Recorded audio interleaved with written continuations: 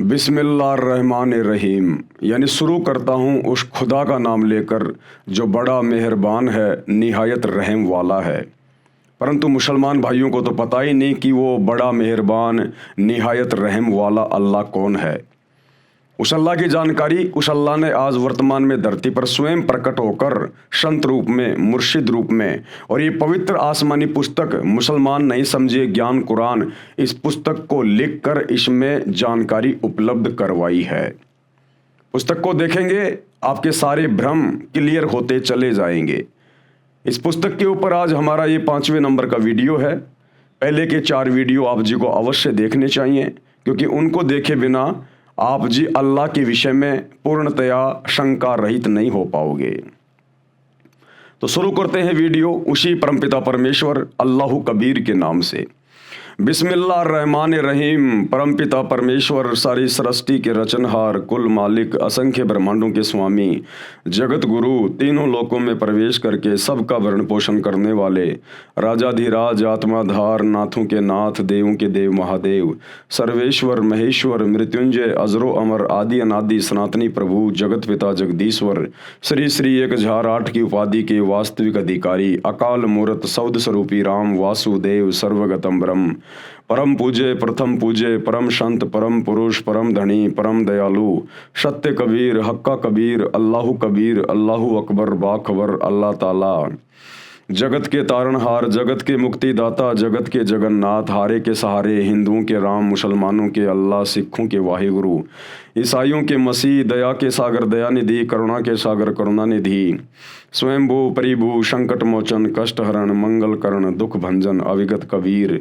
निर्विकार निर्विषम परमात्मा, अलय अलेख सतगुरु, आदि अनादि सतगुरु, असली मर्यादा पुरुषोत्तम, असली राम, असली कृष्ण, असली घनश्याम, असली मुरारी, राजाओं के राजा, महाराजाओं के महाराजा, शहंशाहों के शहंशाह, सम्राटों के सम्राट, भगवानों के भगवान, अल्लाहों के अल्लाह, प्रभुओं के प्रभु, मसीहाओं के मसीह, सच्चे वाहिगुरु, बाबाओं के बाबा, पीरों के पीर, सेठों के सेठ, जगत सेठ, सावड़सा सेठ, सर्वगुण संपन्न, अनंत कोटि कलाओं के स्वामी, अनंत कोटि ब्रह्मांडों के नायक, योगियों में महायोगी, ध्यानियों में महाध्यानी, सिद्धों में परम सिद्ध, ज्ञानियों में तत्व ज्ञानी, ब्रह्म ज्ञानी, महाज्ञानी, परम ज्ञानी, सर्वश्रेष्ठ ज्ञानी, विज्ञानी, युवा कबीर, समृत कबीर, असमवात, अमित ओजा, सच्चे रहनुमा, करीम अल्लाह, सुबहान अल्लाह, दुनिया के अंतिम पैगंबर, 8 सितंबर 1951 से गांव धनाना, जिला सोनीपत, हरियाणा, भारतवर्ष की पावन भूमि पे प्रकट रियल कल की भगवान, श्री नारायण साकार हरि, श्री बाबा साहेब नूर अनंत परमात्मा,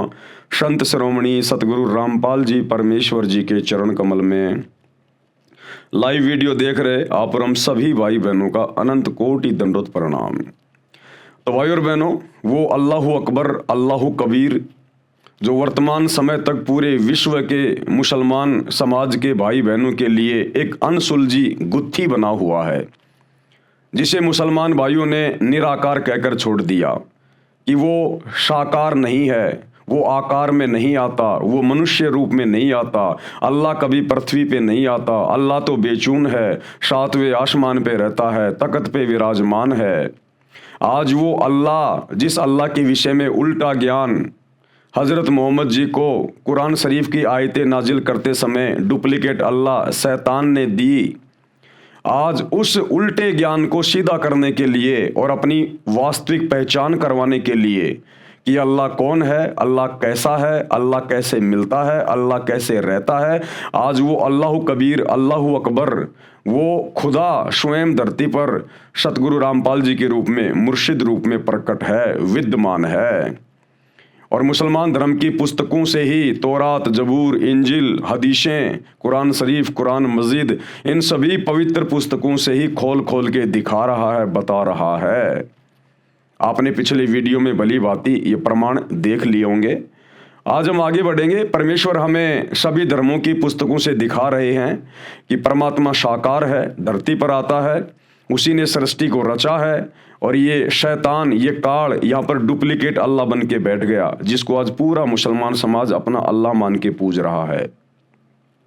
तो पवित्र बाइबल में भी गुरुदेव भगवान ने हमें दिखाया कि परमात्मा कैसा है, कहाँ रहता है, और उसने किसी भी व्यक्ति को, किसी भी इंसान को, उसने किसी का भी मांस खाने का आदेश नहीं दिया। उसने 6 दिन में आसमान और धरती के दरमियान जो भी कुछ था उसको रचा बनाया और 7वें दिन शाही तख्त पे जा विराजा। उस परमेश्वर अल्लाह कबीर ने हमें क्या कुछ आदेश दिया उन 6 दिनों के अंदर खाने पीने के लिए, आज पवित्र बाइबल से गुरुदेव भगवान प्रमाणित करने जा रहे हैं। तो भाइयों और बहनों, ये पवित्र पुस्तक है, मुसलमान नहीं समझे ज्ञान कुरान, परमेश्वर रामपाल जी के द्वारा लिखित है। और आज इसमें हम आगे बढ़ेंगे पेज नंबर 15 से। सदग्रंथों में बाइबल का नाम भी है। बाइबल ये 3 पुस्तकों का संग्रह है। बाइबल 3 पुस्तकों का संग्रह है, तौरात का, जबूर का, इंजिल का। तौरात जो हजरत मूसा जी के ऊपर उतारी गई थी, जबूर हजरत दाऊद के ऊपर उतारी गई थी, और इंजिल ये ईसा जी के ऊपर उतारी गई थी। इन्हीं तीनों पुस्तकों का मिला जुला ज्ञान बाइबल के अंदर है। सदग्रंथों में बाइबल का नाम भी है। बाइबल ये 3 पुस्तकों का संग्रह है। नंबर 1 तौरात, नंबर 2 जबूर, नंबर 3 इंजिल। बाइबल में सबसे पहले सृष्टि की उत्पत्ति की जानकारी है, यानी बाइबल की शुरुआत में ही अध्याय नंबर 1 में सृष्टि उत्पत्ति की जानकारी है, क्रिएशन ऑफ द नेचर। वह तौरात पुस्तक वाली है जिसमें लिखा है कि परमात्मा ने सर्वप्रथम सृष्टि की रचना की। पृथ्वी, सूर्य, आकाश, पशु पक्षी, मनुष्य, नर नारी आदि की रचना परमात्मा ने 6 दिन में की तथा 7वें दिन तख्त पर जा विराजा, यानी सिंहासन पे जाके बैठ गया। अब निराकार क्या बैठेगा कुर्सी पे, सिंहासन पे? जो निराकार है, दिखाई नहीं देता, फिर उसको किसने देखा सिंहासन पर बैठते हुए? तो जो साकार होगा, मनुष्य जैसा होगा, वही तो सिंहासन पे बैठेगा। तो परमात्मा साकार है। सृष्टि रचना अध्याय 1 के श्लोक 26, 27, 28 में यह भी स्पष्ट किया है कि परमात्मा ने मानव को अपने स्वरूप जैसा उत्पन्न किया। इससे सिद्ध हुआ कि परमात्मा भी मनुष्य जैसा नर आकार, नराकार यानी नर आकार, एक होता है निराकार। निराकार का मतलब होता है अदृश्य, जो दिखाई ना दे। एक होता है नराकार यानी नर जैसे आकार का, इंसान जैसे आकार का। तो वो परमात्मा अल्लाह कबीर वो निराकार नहीं, वो नराकार है। नराकार, नर आकार जैसा, इंसान जैसा। आपको थोड़ा सा दिखा देते हैं बाइबल से भाई और बहनों, ताकि आपको विश्वास हो। उसके बाद फिर हम आगे बढ़ेंगे, क्योंकि विश्वास कराना बहुत ज़रूरी है। विश्वास के बिना बात बनेगी नहीं। तो ये पवित्र बाइबल है, आपकी आंखों के सामने है। मैंने अपने घर से नहीं बनाई है, पूरी दुनिया इसी बाइबल को पढ़ती है। पवित्र बाइबल अर्थात पुराना और नया धर्म नियम, ये सब कुछ लिखा हुआ है। The Bible society of India, ये सब कुछ है, आप देख सकते हैं। और बाइबल के अंदर जब हम जाएंगे, शुरुआत में ही बाइबल में, बिल्कुल शुरुआत में सब कुछ क्लियर है। ये देखिए, उत्पत्ति अध्याय, ये बाइबल का उत्पत्ति अध्याय 1 और इसका ये 26, 27 और 28 नंबर इसका ये श्लोक है। 26 में क्या लिखा है? फिर परमेश्वर ने कहा, यानी अल्लाह ने कहा, परमात्मा ने कहा, हम मनुष्य को अपने स्वरूप के अनुसार अपनी समानता में बनाएं।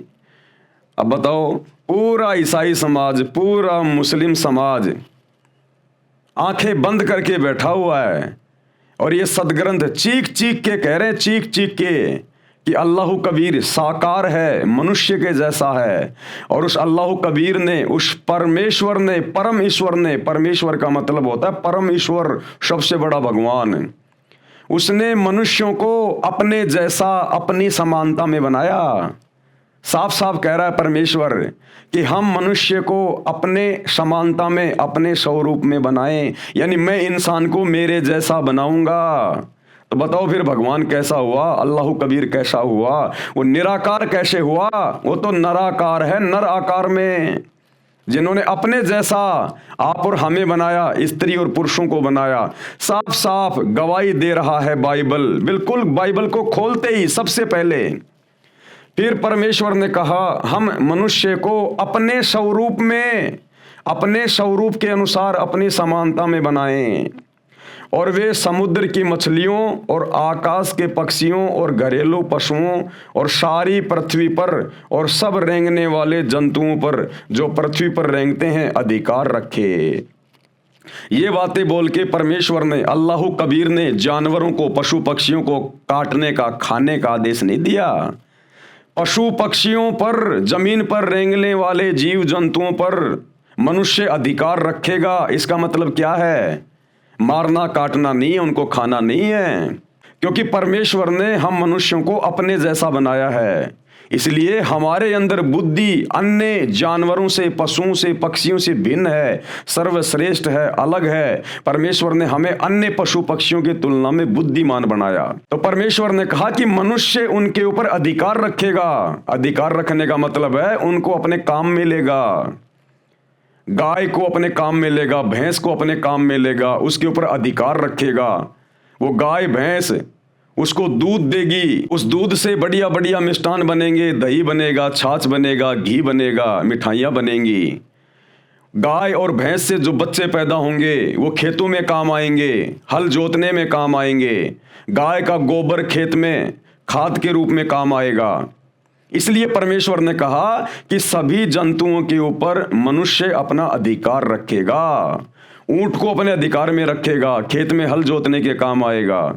परमेश्वर ने किसी को मार कर, काट कर खाने का आदेश नहीं दिया, उनके ऊपर अधिकार रखने का आदेश दिया कि आप उनकी सेवा करना, आप उनको चारा डालना, टाइम पे उनको पानी पिलाना, उनको खाना खिलाना, और फिर उनसे काम लेना।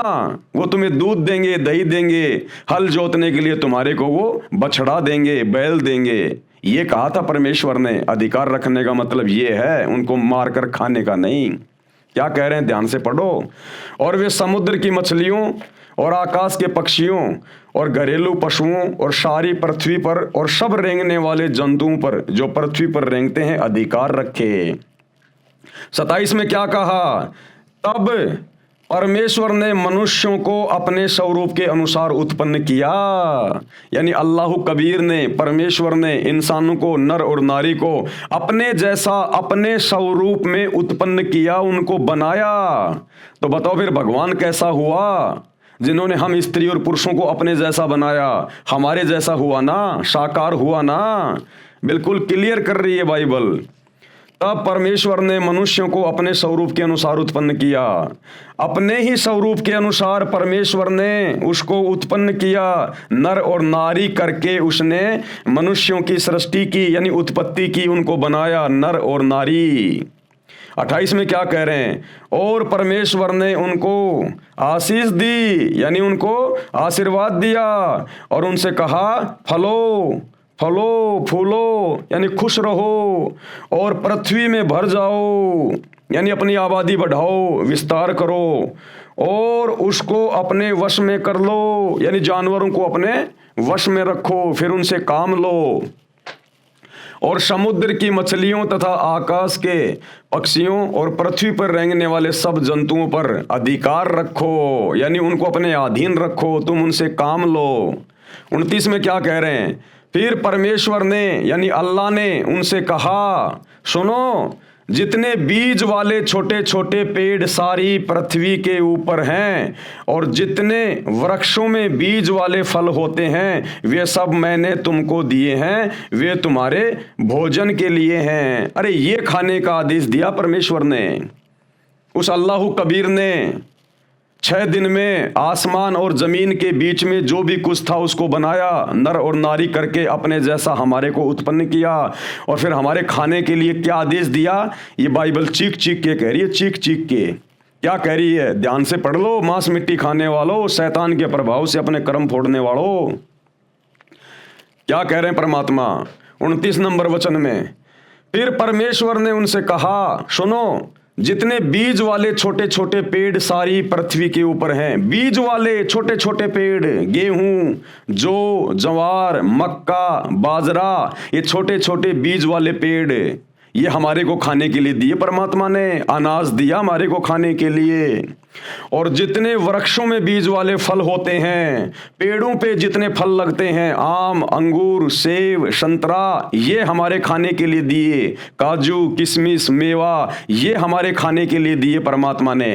या जानवर काट के खाने की बात नहीं लिखी गई, ये सारी बातें लिखी गई इसमें परमेश्वर ने हमें खाने का क्या आदेश दिया। और जितने वृक्षों में बीज वाले फल होते हैं वे सब मैंने तुमको दिए हैं, वे तुम्हारे भोजन के लिए हैं। ये अनाज दिया भोजन के लिए, साग सब्जियां दी भोजन के लिए, फल फ्रूट दिए भोजन के लिए, कि ये सब तुम्हारे भोजन के लिए हैं। तो ये मांस खाने वाले, जीव हत्या करने वाले, ये गंदगी खाने वाले उस परमेश्वर के आदेश की अवहेलना कर रहे हैं। सोचो, जब आदम और हवा ने परमेश्वर के वचन की अवहेलना की और अदन की वाटिका में उस बीच वाले पेड़ के फल खाए शैतान के प्रभाव से, तो सोचो परमेश्वर ने उनको फिर क्या कहा कि अब तुमने मेरे आदेश की अवहेलना की है, अब तुम नीचे जाओ पृथ्वी पर, मृत लोक पर, खाओ, कमाओ, दुख उठाओ। और आज क्या कर रहे हो आप? परमेश्वर ने खाने के लिए हमें आदेश क्या दिया, और उसी शैतान के प्रभाव में आके फिर से आप लोग यही खा रहे हो, मांस मिट्टी, परमेश्वर की आत्माओं को काट काट के खा रहे हो। अरे उस आदम ने तो अदन की वाटिका में फल तोड़ के खाया था उस पेड़ का, उसके प्रतिफल में परमात्मा कितना नाराज हुआ, अल्लाह कबीर परमेश्वर। और यहां उसी शैतान के प्रभाव से, जिसे मुसलमान अपना डुप्लीकेट अल्लाह कहते हैं, ईसाई अपना मसीहा कहते हैं, ये शैतान है, काल। ये परमेश्वर के आदेश की अवहेलना करवाता है, हमें दोषी बनवाता है। तो आदम जी ने तो केवल वो फल खाया था, उसमें भी परमेश्वर के आदेश की अवहेलना हो गई, क्योंकि परमात्मा ने मना किया था तो इस वाटिका में जितने भी पेड़ हैं सबके फल खा सकता है, लेकिन वो जो पेड़ है उसके फल नहीं खाएगा। और आदम ने जब वो फल खा लिया, किसी बकरे को नहीं खाया, मुर्गे को नहीं खाया, फल खाया था, उसके प्रतिफल में भी परमात्मा नाराज हुआ, अल्लाह कबीर, और इस मृत लोक में भेज दिया आजीवन दुख उठाने के लिए। और तुम आज यहां उसी शैतान के प्रभाव में आके उस परमेश्वर की रूह को खा रहे हो, आत्माओं को खा रहे हो, मांस को खा रहा है। कितने बड़े दोषी बन रहे हो। इसीलिए तो मुसलमान धर्म में कोई संत पैदा नहीं होता। अरे इसीलिए मुसलमान धर्म में कोई साधु संत महात्मा पैदा नहीं होता, क्योंकि नेक आत्माओं के घरों में नेक आत्माएं उत्पन्न होती हैं, लेकिन मुसलमान धर्म में, ईसाई धर्म में कोई नेक आत्मा रही नहीं। सबने मांस खा खा के साग सब्जी की तरह अपने कर्म बिगाड़ लिए। तो साधु संत भी पैदा होना भूल गए मुसलमान धर्म में, ईसाई धर्म में। हिंदू धर्म में थोड़ी बहुत नेक आत्मा है, इसलिए साधु संत महात्मा हिंदू धर्म में, हिंदू घरों में जन्म ले रहे हैं। तो अपने कर्म बिगाड़ो मत भाइयों और बहनों। आप जिन पवित्र पुस्तकों को बिल्कुल क्लियर मानते हो, एथेंटिक मानते हो, प्रमाणित मानते हो, ये मुसलमान धर्म के लोग, ईसाई धर्म के लोग बाइबल को हाथ में ले लेके दुनिया को ये प्रवचन देते हैं, परमेश्वर का ये वचन है, परमेश्वर का वो वचन है, और खुद परमेश्वर के एक भी वचन पे नहीं चल रहे। अब परमेश्वर का क्या वचन है, इसलिए उस परमेश्वर ने, अल्लाह कबीर ने खुद धरती पर संत रूप में आके बताना पड़ता है। ये बाइबल लिखे हुए कितना टाइम हो गया। इस बाइबल को खोलते ही सबसे पहले यही लिखा है कि परमात्मा, परमेश्वर साकार है, मनुष्य के जैसा है। और आज पूरा ईसाई समाज, मुसलमान समाज परमात्मा को बेचून कह के, फॉर्मलेस कह के, निराकार कह के उससे मुंह फेरे बैठा है। तो क्या खाक वचन पढ़े तुम लोगों ने बाइबल के, कुरान के, कुरान मजीद के, कुरान शरीफ के? क्योंकि वही तो ज्ञान है, उसी शैतान का उतारा हुआ ज्ञान, उसी काल का दिया हुआ ज्ञान है। तुम तो इसको भी ढंग से नहीं समझ पाए। ये ज्ञान भी उस परमेश्वर ने, अल्लाह कबीर ने आज धरती पर आकर बताना पड़ा, और उन्हीं के आदेश से हम आप लोगों को समझा रहे हैं, दिखा रहे हैं कि अब भी आप लोगों की आंखें फूटी पड़ी है भाई और बहनों। तो परमेश्वर ने फल फ्रूट खाने का आदेश दिया। छोटे छोटे बीज वाले पेड़, गेहूं, जौ, ज्वार, मक्का, बाजरा, ये खाने का आदेश दिया। काजू, किशमिश, मेवा, संतरा, आम, अंगूर, ये खाने का आदेश दिया। और हम क्या खा रहे हैं? पेशाबी गंध खा रहे हैं। अरे नर और मादा के संयोग से जो पदार्थ निकलता है उसी से तो वो बच्चा बनता है, अंडा बनता है, मुर्गा बनता है, वो बकरा बनता है। तो पेशाबी गंध खा रहे हो तुम और फिर कहते हो हम बड़े पाक हैं, हम बड़े जो है वो पवित्र हैं। क्या खाद पवित्र हो? तुम्हारे से गंदा तो कोई जान में नहीं होगा। जो पेशाब को खा रहे हैं, पेशाबी गंध खा रहे हैं, उस मैल को खा रहे हैं और ऊपर से परमात्मा के दोषी बन रहे हैं और फिर कहते हैं हम बड़े पाक और पवित्र हैं। ऐसे निकम्मों से जो मांस खाते हैं, चाहे किसी भी धर्म का हो, अल्लाह सौ कोस दूर है, सौ कोस दूर। विचार करो भाई और बहनों, ये सदग्रंथ क्या कह रहे हैं, जो भक्ति का आधार है। फिर परमेश्वर ने उनसे कहा, सुनो, जितने बीज वाले छोटे छोटे पेड़ सारी पृथ्वी के ऊपर हैं और जितने वृक्षों में बीज वाले फल होते हैं वे सब मैंने तुमको दिए हैं, वे तुम्हारे भोजन के लिए हैं, खाने के लिए हैं।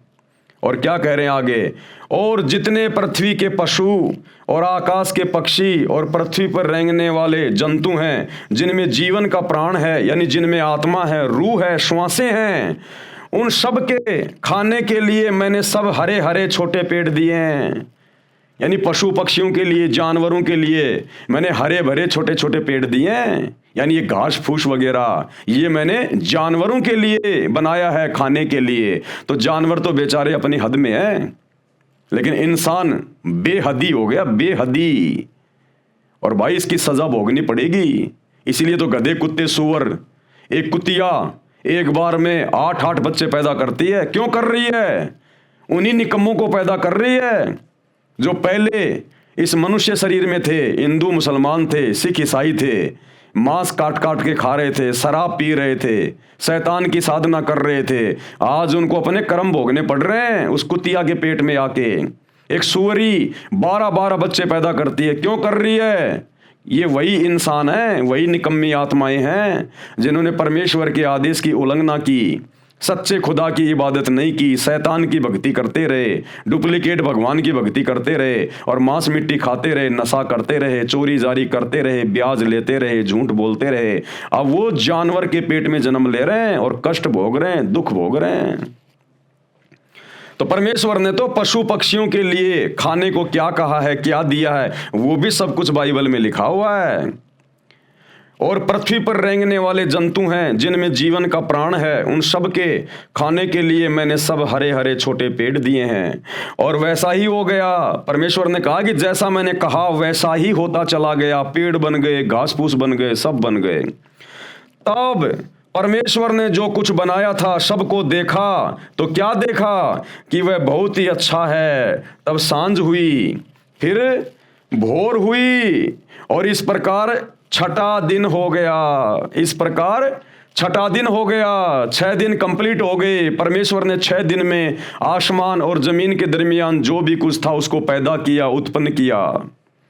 और 7वें दिन वो अल्लाह कबीर, वो परमेश्वर, वो शतलोक के सिंहासन पे जाके बैठ गया। अब परमेश्वर ने 6 दिन में किस किस को क्या आदेश दिया, सब कुछ बाइबल में लिखा हुआ है। किसी को मांस खाने का आदेश नहीं दिया, किसी जानवर को भी मांस खाने का आदेश नहीं दिया परमेश्वर ने। सतयुग में शेर भी मांस नहीं खाता था। गुरुदेव कहते हैं कुछ ऐसे पेड़ हुआ करते थे, उसकी छाल के वो पंजा मार के और वो तरल पदार्थ पिया करता था, घास फूस खाया करता था, पेड़ के पत्ते खाया करता था। शेर भी, सतयुग में जानवर भी मांस नहीं खाते थे। आगे चलकर शैतान के प्रभाव से फिर ये पूरा सिस्टम बिगड़ गया। तो इंसान को मांस खाने का आदेश कैसे देगा? वो कादर अल्लाह, निहायत मेहरबान, रहम दिल अल्लाह। एक आत्मा को दूसरी आत्मा के माध्यम से क्यों कटवाएगा? क्या वो निर्दयी है क्या? अन्यायी है क्या? वो नहीं देगा। तो 6 दिन में परमात्मा ने जमीन और आसमान के बीच में जो भी कुछ था उसको बनाया। इंसानों को क्या खाना है, जानवरों को क्या खाना है, परमेश्वर ने उनको बता भी दिया अपने वचन में और उनके लिए वो चीजें उसने उत्पन्न भी कर दी। और 7वें दिन वो तख्त पे जा बैठा, वो सबसे बड़ा अल्लाह, सुप्रीम गॉड। अब भाइयों और बहनों, उसके बाद उस परमेश्वर के आदेश देकर शतलोक में सिंहासन पर जाकर बैठने के बाद इस शैतान ने फिर अपने फरिश्ते भेजकर, शैतान ने मुल्ला मौलवियों में कुप्रेरणा करके, भूत की तरह प्रवेश करके, अपने फरिश्तों के माध्यम से फिर इसने जो आदेश दिए हैं, और आगे उन धर्म के लोगों ने फिर मांस खाना जो शुरू किया है, इसमें परमेश्वर का कोई हाथ नहीं है। ये वर्तमान में इन हदीसों के अंदर जो आदेश लिखे हुए हैं, या बाइबल में कहीं कोई आदेश लिखा हुआ है मांस खाने का, ये अल्लाह कबीर का नहीं है, परमेश्वर का नहीं है। उसने तो 6 दिन में सब कुछ बना के, किसको क्या खाना है, क्या पीना है, पूरा आदेश दे के 7वें दिन तख्त पे जा बैठा। उसके बाद फिर इस शैतान ने जो झूठे आदेश हदीसों में या अन्य किसी के माध्यम से, फरिश्तों के माध्यम से जो दिलवाए हैं, ये परमेश्वर का आदेश नहीं है। अब यदि कोई मांस खाएगा, नशा करेगा, उल्टे कर्म करेगा, तो सीधा सीधा वो सुप्रीम कोर्ट का दोषी होगा, अल्लाह कबीर का, परमेश्वर का दोषी बनेगा। तो ये अल्लाह अकबर का आदेश नहीं है मांस खाने का। उसने तो 6 दिन में जो आदेश देना था दे दिया, 7वें दिन जाके तख्त पे बैठ गया। उसके बाद यदि जबूर में, तौरात में, इंजिल में, कुरान में यदि कहीं भी मांस खाने का आदेश लिखा हुआ है, तो उस अल्लाह कबीर का नहीं, ये शैतान का आदेश है, शैतान का आदेश है। और शैतान के आदेश को मानकर यदि आप मांस खाओगे, उल्टे कर्म करोगे, तो ओरिजिनल अल्लाह के, कादिर अल्लाह के दोषी बनोगे, और भाई जहन्नुम में डाले जाओगे, दोजक की आग में, नरक में 84 लाख योनियों में फिर अपना कर्म भोगने के लिए बारंबार जन्म लेना पड़ेगा। यों आकाश और पृथ्वी और उनकी सारी सेना का बनाना समाप्त हो गया, और परमेश्वर ने अपना काम जिसे वह करता था 7वें दिन समाप्त किया, और उसने अपने किए हुए सारे काम से 7वें दिन विश्राम किया। और परमेश्वर ने 7वें दिन को आशीष दी और पवित्र ठहराया, क्योंकि उसमें उसने सृष्टि की रचना के अपने सारे काम से विश्राम किया। अब ये संडे क्यों मनाया जाता है, ये रविवार का दिन छुट्टी का दिन क्यों है भाई और बहनों? हर चीज के पीछे एक लॉजिक है, वैसे कुछ नहीं हो रहा। 7वें दिन छुट्टी का दिन क्यों है, संडे, रविवार? क्योंकि परमेश्वर ने 7वें दिन फिर विश्राम किया। उस परमात्मा ने 6 दिन में सृष्टि रच के 7वें दिन तख्त पे विश्राम किया, आराम किया। इस कारण से, उस परमेश्वर की प्रेरणा से, अन्यथा ये शैतान तो हमारे को 7 दिन ये गधा बना के रखना चाहता है, बैल और गधे की तरह हमारे से मेहनत करवाता है। लेकिन ये एक दिन जो ये छुट्टी का है, रविवार, ये भी उस अल्लाह कबीर परमेश्वर सतगुरु रामपाल जी भगवान की दया से यहाँ पर शुरू हुआ है, 7वां दिन छुट्टी का। क्योंकि परमेश्वर ने 6 दिन में सृष्टि रची और 7वें दिन खुद तख्त पे जाके विश्राम किया, और हमारे लिए भी परमात्मा ने एक ये दिन विश्राम का दिन रख दिया। ये रविवार इसलिए मनाया जाता है। आगे क्या लिखा है परमेश्वर ने? मनुष्य की उत्पत्ति, आकाश और पृथ्वी की उत्पत्ति का वृतांत, आकाश और पृथ्वी की उत्पत्ति का वृतांत, ये वही चल रहा है। उत्पत्ति 1 यह है कि जब वे उत्पन्न हुए, अर्थात जिस दिन यहोवा परमेश्वर ने, यानी समर्थ परमात्मा ने, अल्लाह कबीर ने पृथ्वी और आकाश को बनाया, तब मैदान का कोई पौधा भूमि पर न था और न मैदान का कोई छोटा पेड़ उगा था, क्योंकि यह यहोवा परमेश्वर ने पृथ्वी पर जल नहीं बरसाया था और भूमि पर खेती करने के लिए मनुष्य भी नहीं था, तो भी कोहरा पृथ्वी से उठता था। यानी परमात्मा ने 6 दिन में जो भी कुछ बनाया, उस समय पृथ्वी पर कोई इंसान नहीं था। परमात्मा ने बाबा आदम की उत्पत्ति की थी और उसकी हवा की उत्पत्ति की थी। उस समय ये दोनों स्वर्ग में थे, वहां पे ये दोनों अदन की वाटिका में रह रहे थे, और पीछे परमात्मा ने पूरी नीचे इस पृथ्वी की पूरी रचना की, सब कुछ यहां पर परमात्मा ने बनाया। और उसके बाद की जो रचना है, ये मनुष्य बनाने की जो रचना है, उसके बाद की, ये फिर इस शैतान ने शुरू की अपने भोजन के लिए, अपने खाने के लिए। तो जिस समय इस पृथ्वी पर ना कोई जीव था, ना कोई इंसान था, परमात्मा ने बाबा आदम को, उसकी पत्नी हवा को बनाकर अपने जैसा और जन्नत में बैठा दिया था, स्वर्ग में बैठा दिया था, अदन की वाटिका में, और नीचे पूरी सृष्टि की रचना की, और सब कुछ आदेश देकर परमात्मा 7वें दिन सतलोक के सिंहासन पे जाके बैठ गए। उसके बाद फिर इस शैतान ने अपने भोजन के लिए आगे नर और नारियों की उत्पत्ति की। नर और नारी उत्पन्न होते गए, पृथ्वी लोक पर आते गए, और फिर परमात्मा का वचन तोड़कर मांस मिट्टी खाते गए, शराब पीते गए, उल्टे काम करते गए, और फिर उन कर्मों को भोगने के लिए शैतान ने फिर उनको अन्य योनियों में डालने के लिए गधा, कुत्ता, सूअर बनाना भी शुरू कर दिया। इस प्रकार से इस पृथ्वी के जीवों की धीरे धीरे फिर उत्पत्ति होने लगी। और भूमि पर खेती करने के लिए मनुष्य भी नहीं था, तो भी कोहरा पृथ्वी से उठता था, जिससे सारी भूमि सिज जाती थी। तब यहोवा परमेश्वर ने आदम को भूमि की मिट्टी से रचा और उसके नथनों में जीवन का श्वास फूंक दिया, और आदम जीवित प्राणी बन गया। इस प्रकार से परमेश्वर ने फिर आगे की सृष्टि उत्पन्न की, और सब कुछ अपना वचन देकर, अपने आदेश देकर इस शैतान को, इस काल को, हिंदू जिसे अपने वेद कह देते हैं, मुसलमान भाई उसको अपनी बाइबल कह देते हैं, इंजिल कह देते हैं, हिंदू जिसे अपने वेद कह देते हैं, यानी वेदों में परमात्मा का संविधान है, मैन्युअल है सृष्टि का, किसने कैसे रहना है, क्या खाना है, क्या पीना है। मुसलमान भाई उनको तौरात, जबूर, इंजिल और ये कुरान शरीफ, कुरान मजिद के नाम से जानते हैं।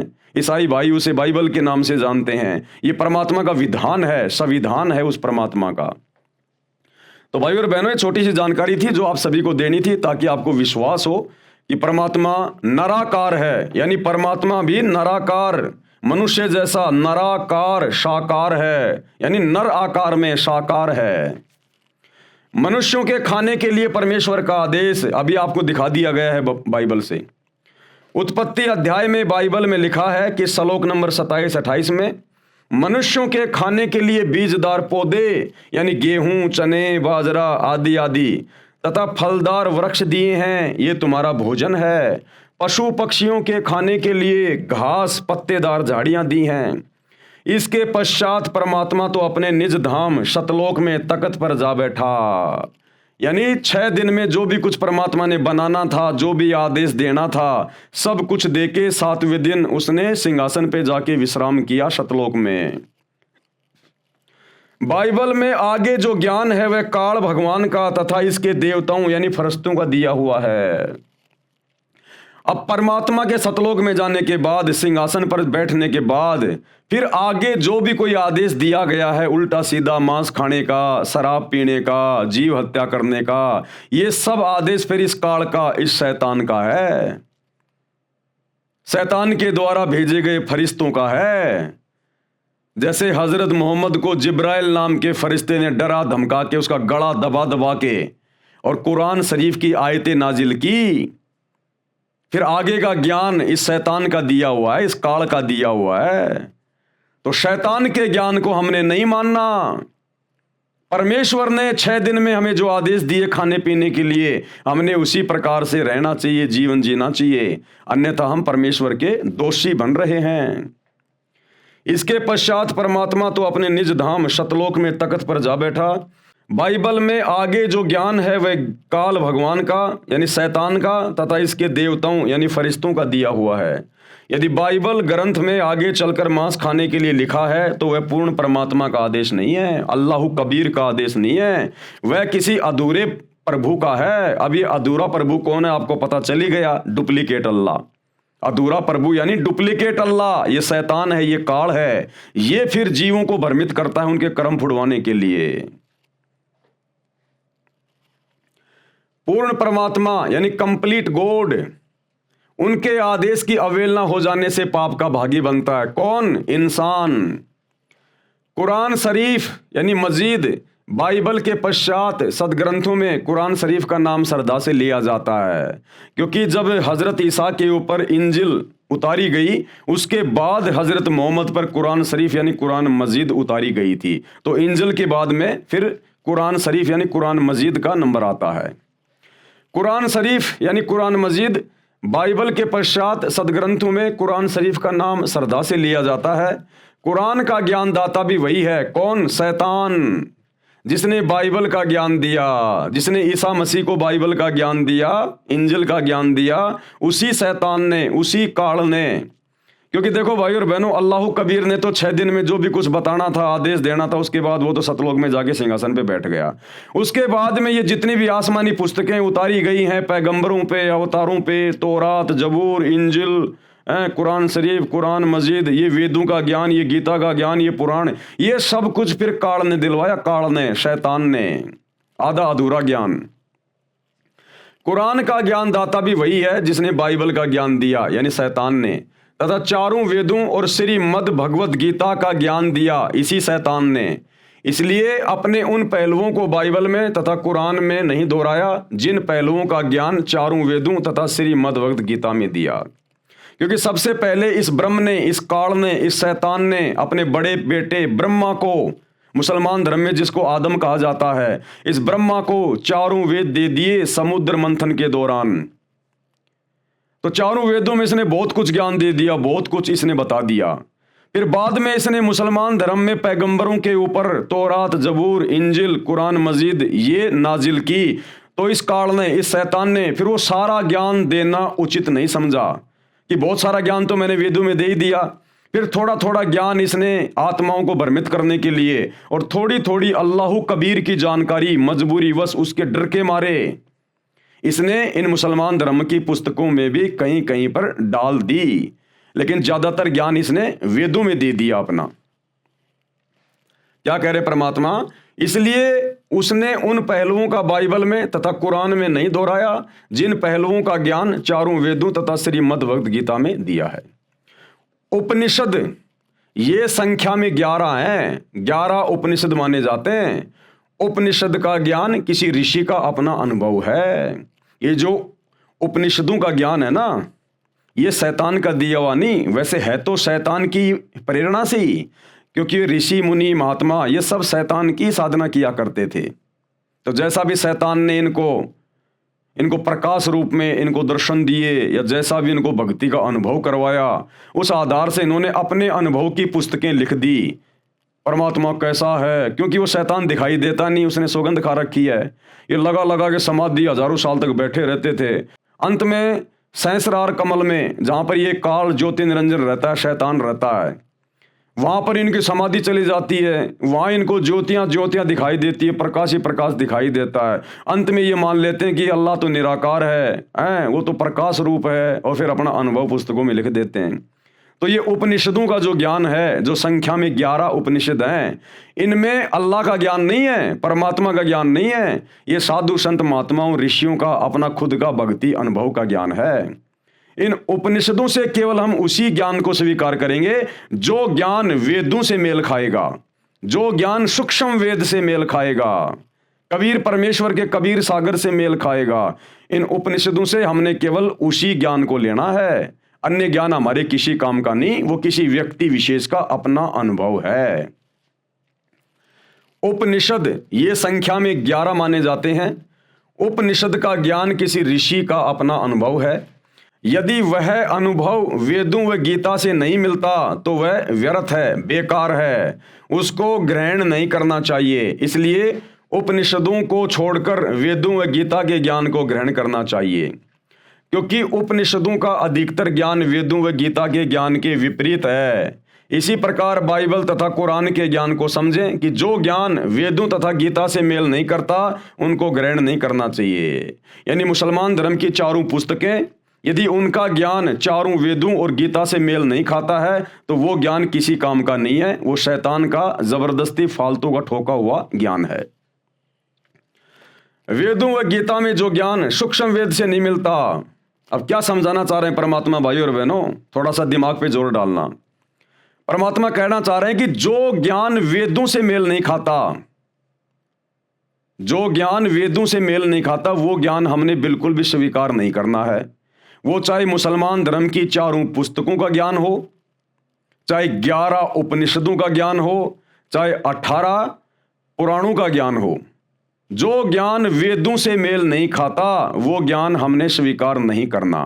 और जो ज्ञान वेदों का जो ज्ञान सूक्ष्म वेद से मेल नहीं खाता, सूक्ष्म वेद यानी कबीर परमात्मा का ज्ञान, कबीर अल्लाह कबीर की वाणियां, कबीर सागर, आदरणीय गरीबदास जी का सदग्रंथ साहिब, जो ज्ञान कबीर सागर से मेल नहीं खाता, कौन सा? वेदों वाला जो ज्ञान और गीता वाला जो ज्ञान सूक्ष्म वेद से मेल नहीं खाता, कबीर सागर से, कबीर परमात्मा की वाणियों से, उनके ज्ञान से मेल नहीं खाता, वो ज्ञान भी हमने नहीं मानना है। क्योंकि सर्वोपरि ज्ञान है सूक्ष्म वेद में। सूक्ष्म वेद यानी वो कबीर परमात्मा धरती पे प्रकट होकर जो ज्ञान देता है फिर उसको लिखवा देता है। जैसे 650 साल पहले आए कबीर दास नाम से, उन्होंने सूक्ष्म वेद लिखवा दिया आदरणीय धर्मदास जी के माध्यम से, कबीर सागर।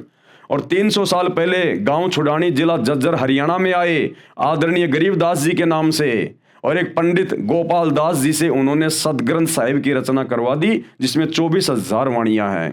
तो ये है सूक्ष्म वेद।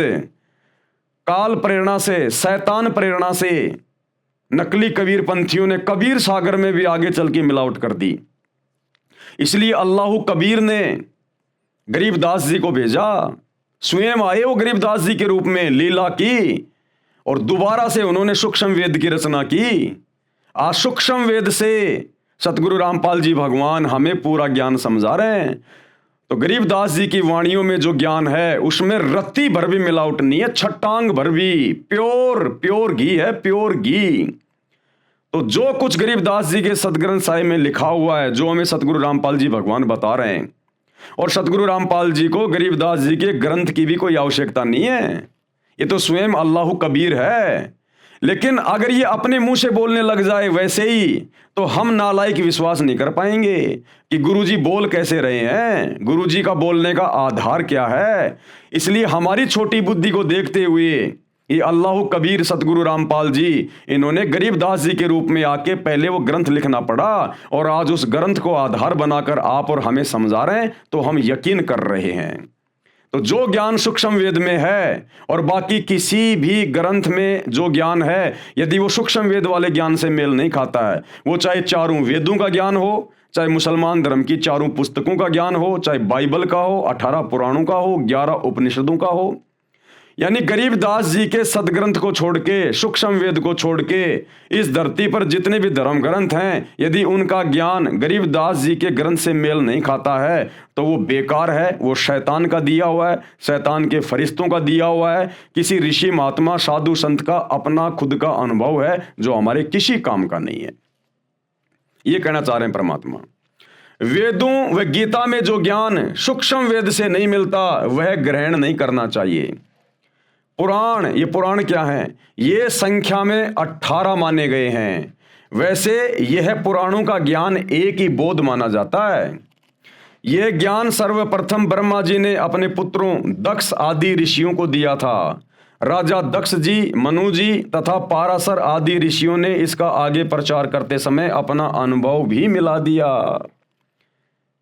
जिस प्रकार कबीर सागर के अंदर इन नकली कबीर पंथियों ने धीरे धीरे अपना ज्ञान मिलाना शुरू कर दिया और उसमें अज्ञान ठोक दिया, इसी प्रकार इस ब्रह्म ने, काल ने, शैतान ने समुद्र मंथन के दौरान जो ज्ञान अपने बड़े बेटे ब्रह्मा जी को दिया था, वो ज्ञान ब्रह्मा जी ने अपने वंशजों को दिया, और ब्रह्मा जी के वंशजों ने, पाराशर ऋषि ने और दक्ष ने, मनु ने, फिर इन्होंने चतुराई करके अपना खुद का अनुभव भी उस ज्ञान में ठोकना शुरू कर दिया।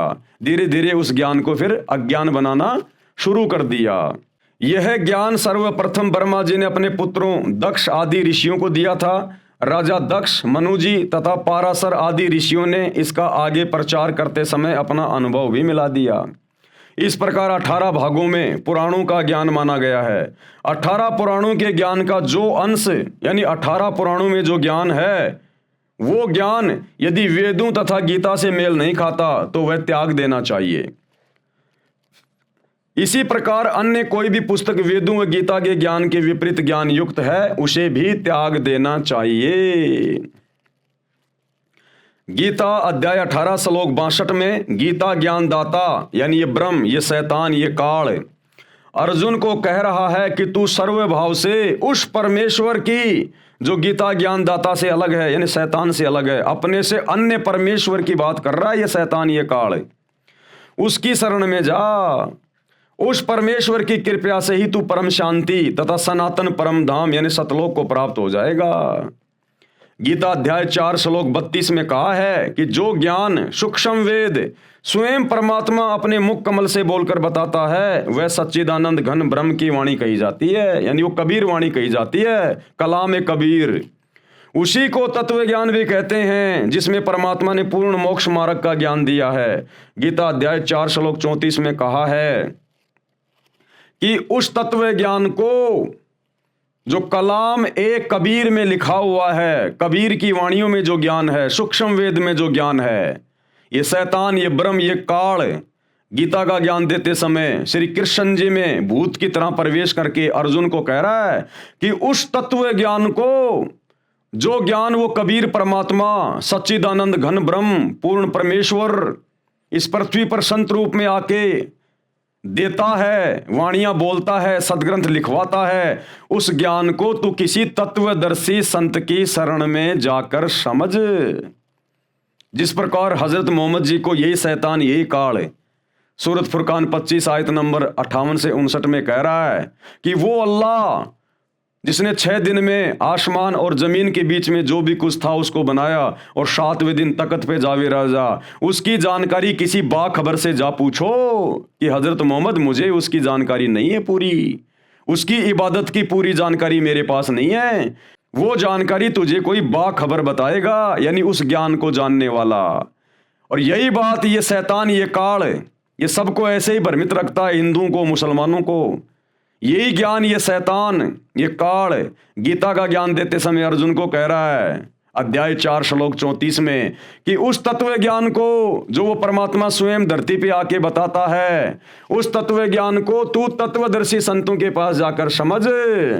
मुसलमान धर्म में तत्वदर्शी संत को कहते हैं बाखबर, इल्म वाला।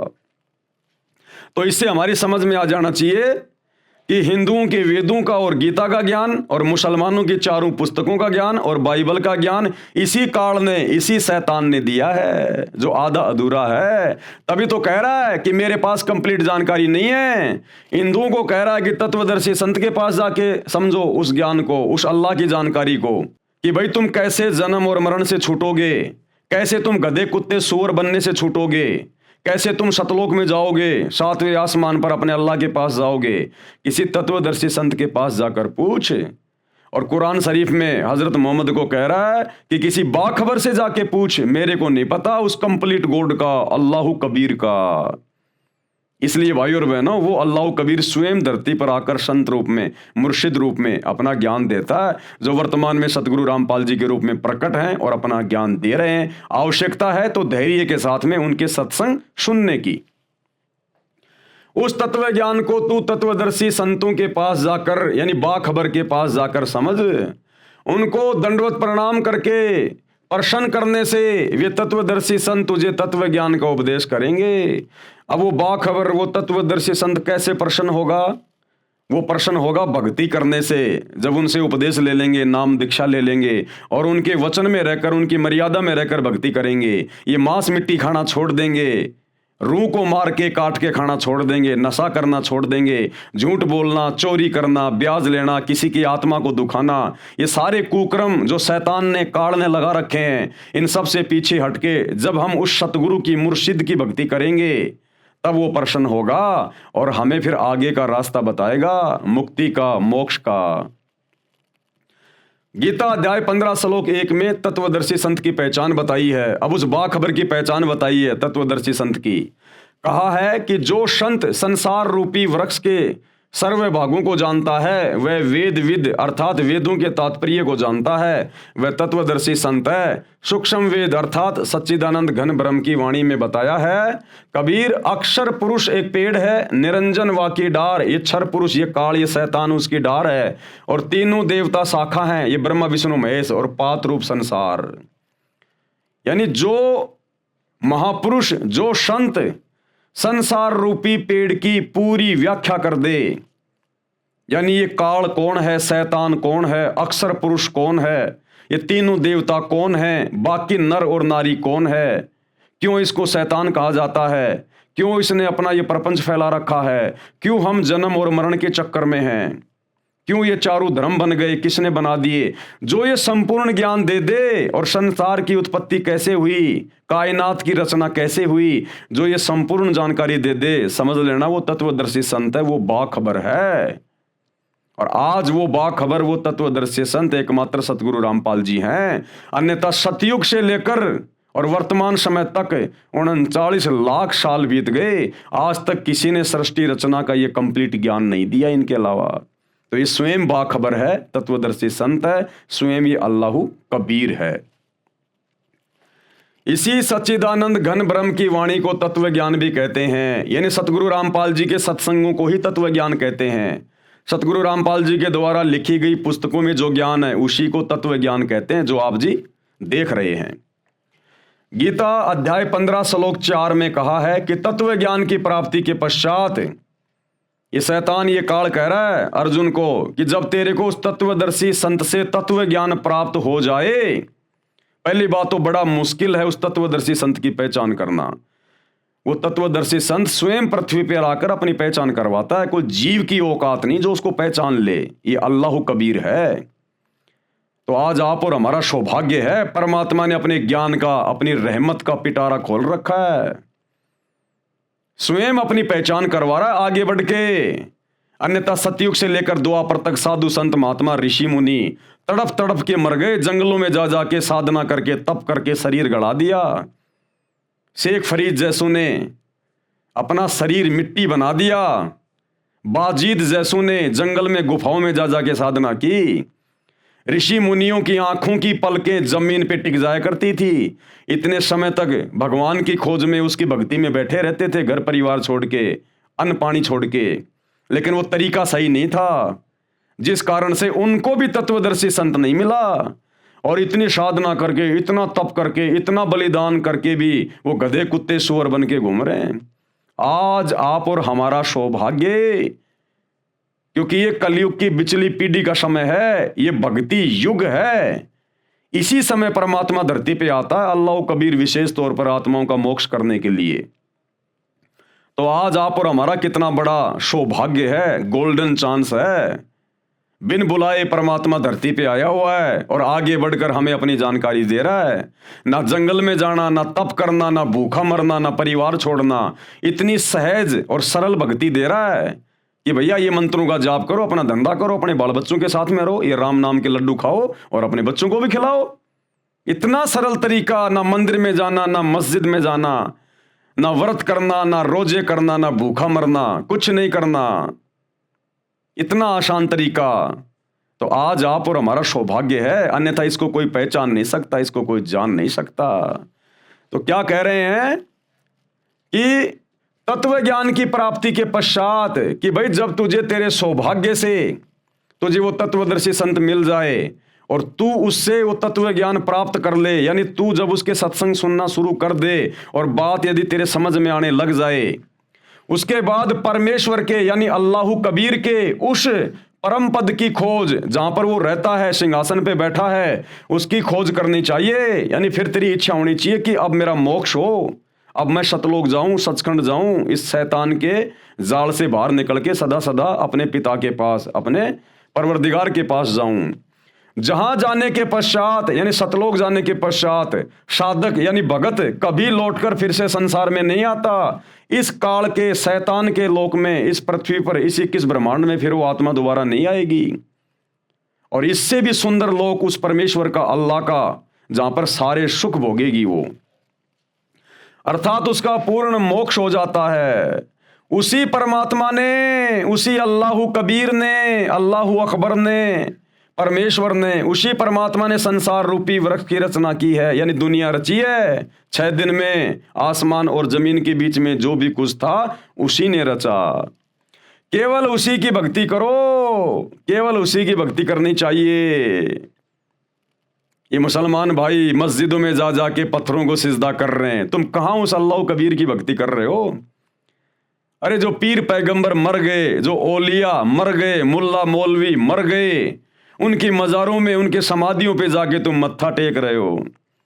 परमात्मा अपनी वाणी में कहते हैं, हिंदू हदीरे पूज ही, हदीरे यानी ये साधु संतों की समाधि उनके मरने के बाद में, हिंदू हदीरे पूज ही और मुस्लिम पूजे घोर। घोर यानी ये मज़ारें, ये ओलिया मर गए, कोई पीर मर गया, उसकी समाधि बना दी, उसको कहते हैं घोर। तो कहते हैं हिंदू हदीरे पूज ही और मुस्लिम पूजे घोर।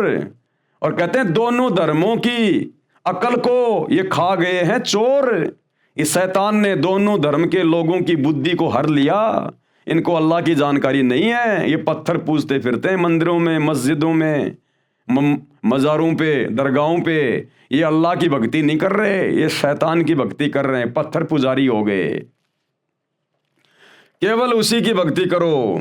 गीता ज्ञान दाता अपनी साधना से श्रेष्ठ उस परमात्मा की भक्ति को मानता है। कौन है ये गीता ज्ञान दाता? गीता का ज्ञान देने वाला शैतान काल, जिसने हजरत मोहम्मद जी को कुरान का ज्ञान दिया।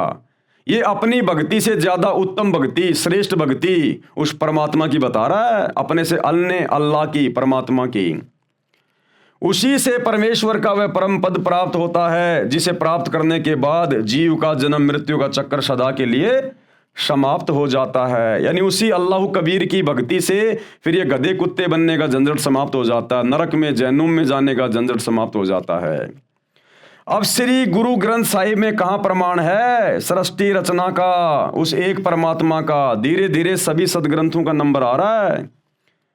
तो अब श्री गुरु ग्रंथ साहिब का नंबर आ गया, क्योंकि वो परमात्मा सभी धर्मों में आत्माओं को आके मिलता है। सिख धर्म के प्रवर्तक आदरणीय नानक जी को वो परमात्मा आके मिला बेई नदी पर। उनकी आत्मा को उनके शरीर से निकालकर 3 दिन तक अपने साथ रखा, ऊपर अपने सतलोक लेके गए, सब कुछ दिखाया जैसे गरीबदास जी को लेकर गए थे।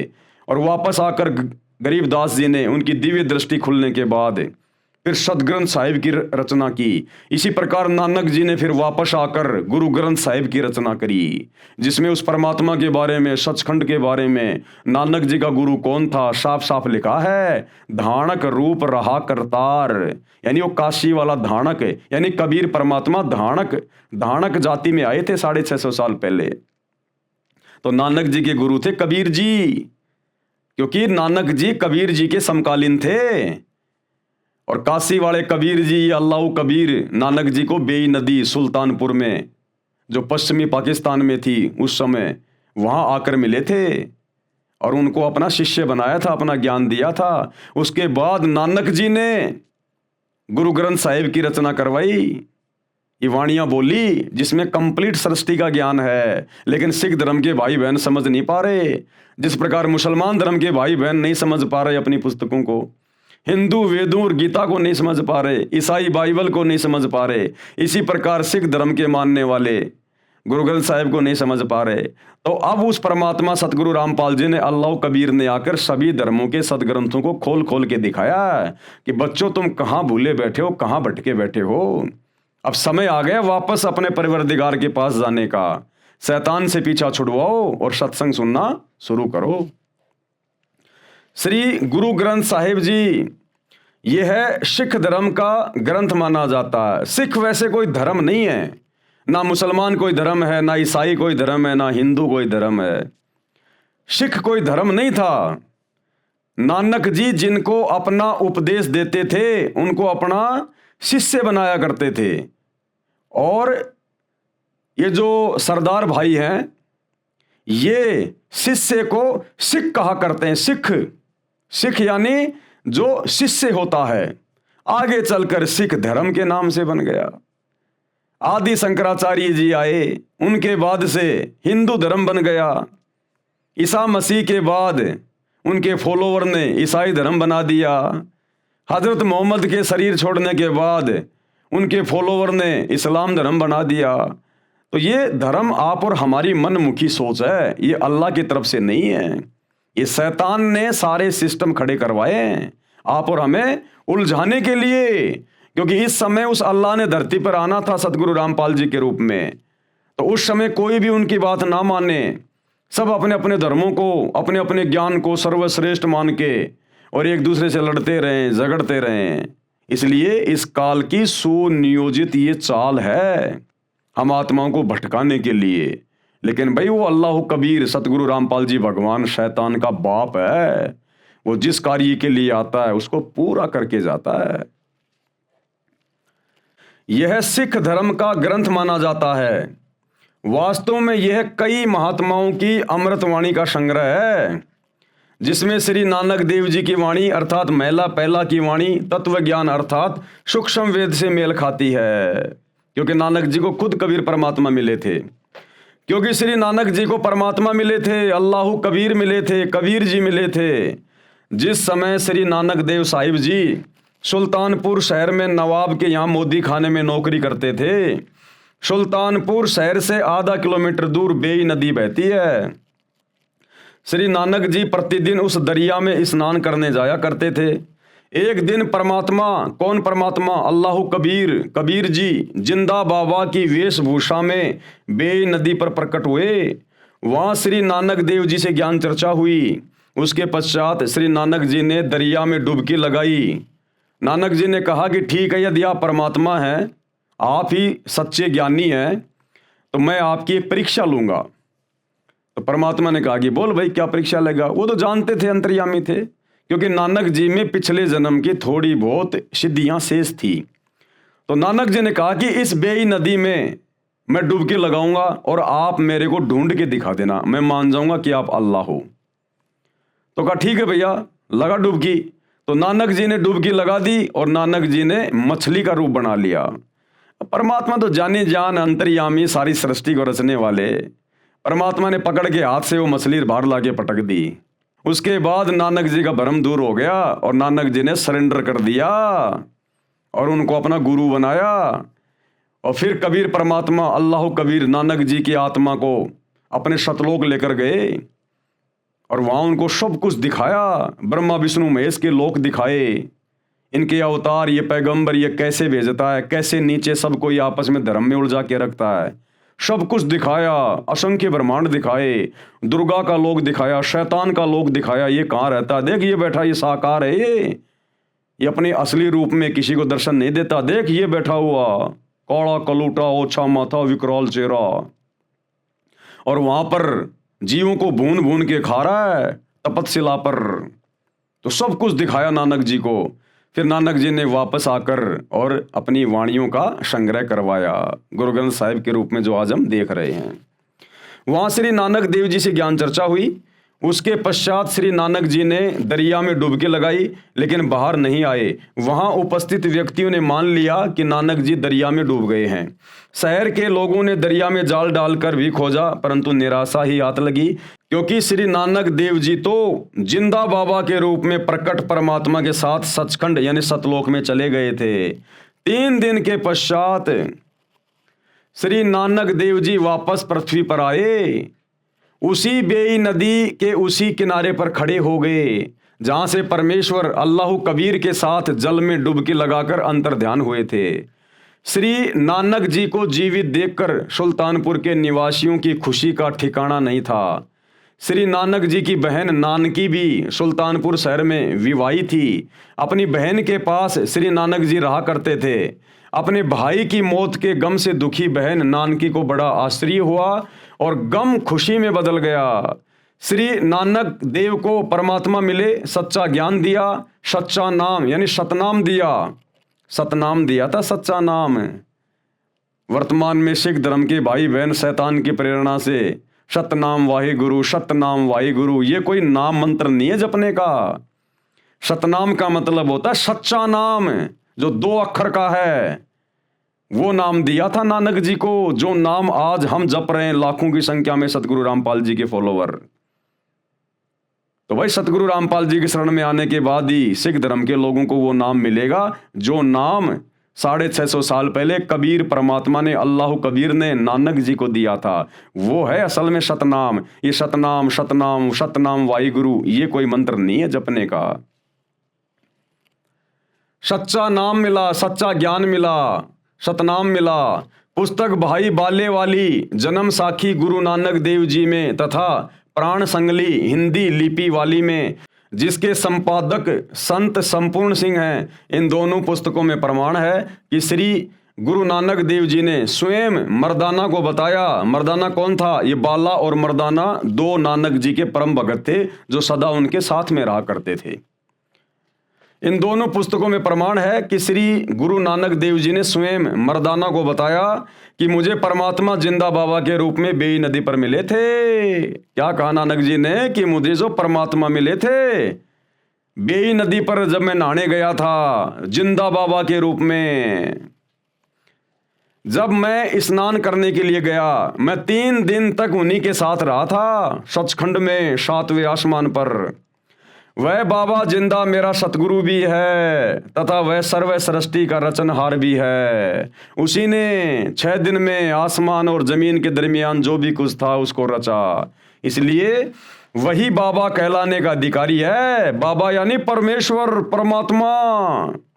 अन्य को बाबा नहीं कहा जाना चाहिए, उसका नाम कबीर है। और क्या लिखा, कायम दायम कुदरती सब पीरन सिर पीर आलम बड़ा कबीर। इसलिए श्री नानक जी की वाणी महिला फर्स्ट में है, वह सूक्ष्म वेद से मेल खाती है, ये सही है। श्री गुरु ग्रंथ साहिब में कबीर जी की वाणी को छोड़कर अन्य संतों की वाणी इतनी सटीक नहीं है। कारण यह है कि श्री नानक देव जी को परमात्मा कबीर जी मिले थे, इसलिए गुरु ग्रंथ साहिब में जो वाणी श्री नानक जी ने लिखी है केवल वही सत्य है। बाकी संतों को परमात्मा सतलोक लेकर नहीं गए थे जिनकी वाणियां गुरु ग्रंथ साहिब में लिखी हुई हैं। प्रमाण श्री गुरु ग्रंथ साहिब में पेज नंबर 24 पर लिखी वाणी, एक सुवान दुई सुवानी नाल बलके बोकई सदा बियाल कुड़ छुरा मूठा मुरधार धानक रूप रहा करतार। धानक यानी वो कबीर परमात्मा 650 साल पहले धानक जाति में आए थे काशी में, तो कहते धानक रूप रहा करतार। करतार यानी वो परमात्मा, सबको रचने वाला, सबका भगवान। कहते वो तो धानक रूप है, वो कबीर है, वो काशी वाला। तेरा एक नाम तारे संसार मैं एहो आस एहो आधार। नानक जी कह रहे हैं अपने गुरु के बारे में, कबीर जी के बारे में, कि तेरा एक नाम, वो सतनाम जो आपने मुझे दिया 2 मंत्र का, कहते हैं आपका वही एक नाम है जो मुझे पार उतारेगा, मेरा मोक्ष करेगा। मैं उसी की आस लेकर जी रहा हूं, उसी के ऊपर आधारित हूं। तेरा एक नाम तारे संसार मैं एहो आस एहो आधार और धानक रूप कहा करतार। उसी नाम के विषय में सूर असूरा 42 आयत नंबर 1 और 2 ऐन सीन काफ, ये वही नाम है जो गीता जी अध्याय 17 श्लोक 23 में ओम तत् सत, यही है वो सतनाम, उसी के बारे में संकेत किया हुआ है। तेरा एक नाम तारे संसार में एहो आस एहो आधार धानक रूप रहा करतार। फाई सूरत मलुकी वेश ए ठगवाड़ा ठगी देश खरा सियाणा बहुता बार धानक रूप रहा करतार। श्री गुरु ग्रंथ साहिब जी के पेज नंबर 731 पर निम्न वाणी है, नीच जाति परदेसी मेरा, यानी मेरा परदेसी वो सतलोक का निवासी। इस काल के लोक से जो दूसरा लोक है ना, उसको कहा नानक जी ने परदेश। कहते नीच जाति परदेसी मेरा, वो सतलोक का राजा, वो कबीर अल्लाहु कबीर, वो काशी में धानक रूप में आया हुआ है। जिस समय धानक जाति को नीची जाति समझा जाता था, तो कह रहे हैं नीच जाति परदेसी मेरा, क्षण आवे क्षण जावे। वो 1 सेकंड में यहां से सतलोक चला जाता है और 1 सेकंड में सतलोक से वापस आ जाता है। और जाकी संगत नानक रहंदा, यानी मैं नानक उसी की शरण में हूं, क्यों कर मुंडा पावे। पेज 721 पर निम्न वाणी लिखी है, एक अरज गुप्तम पेश तोतर कौन करतार हक्का कबीर करीम तू बेऐब परवरदिगार। हक्का यानी सत्य कबीर, अविनाशी कबीर, सच्चा कबीर।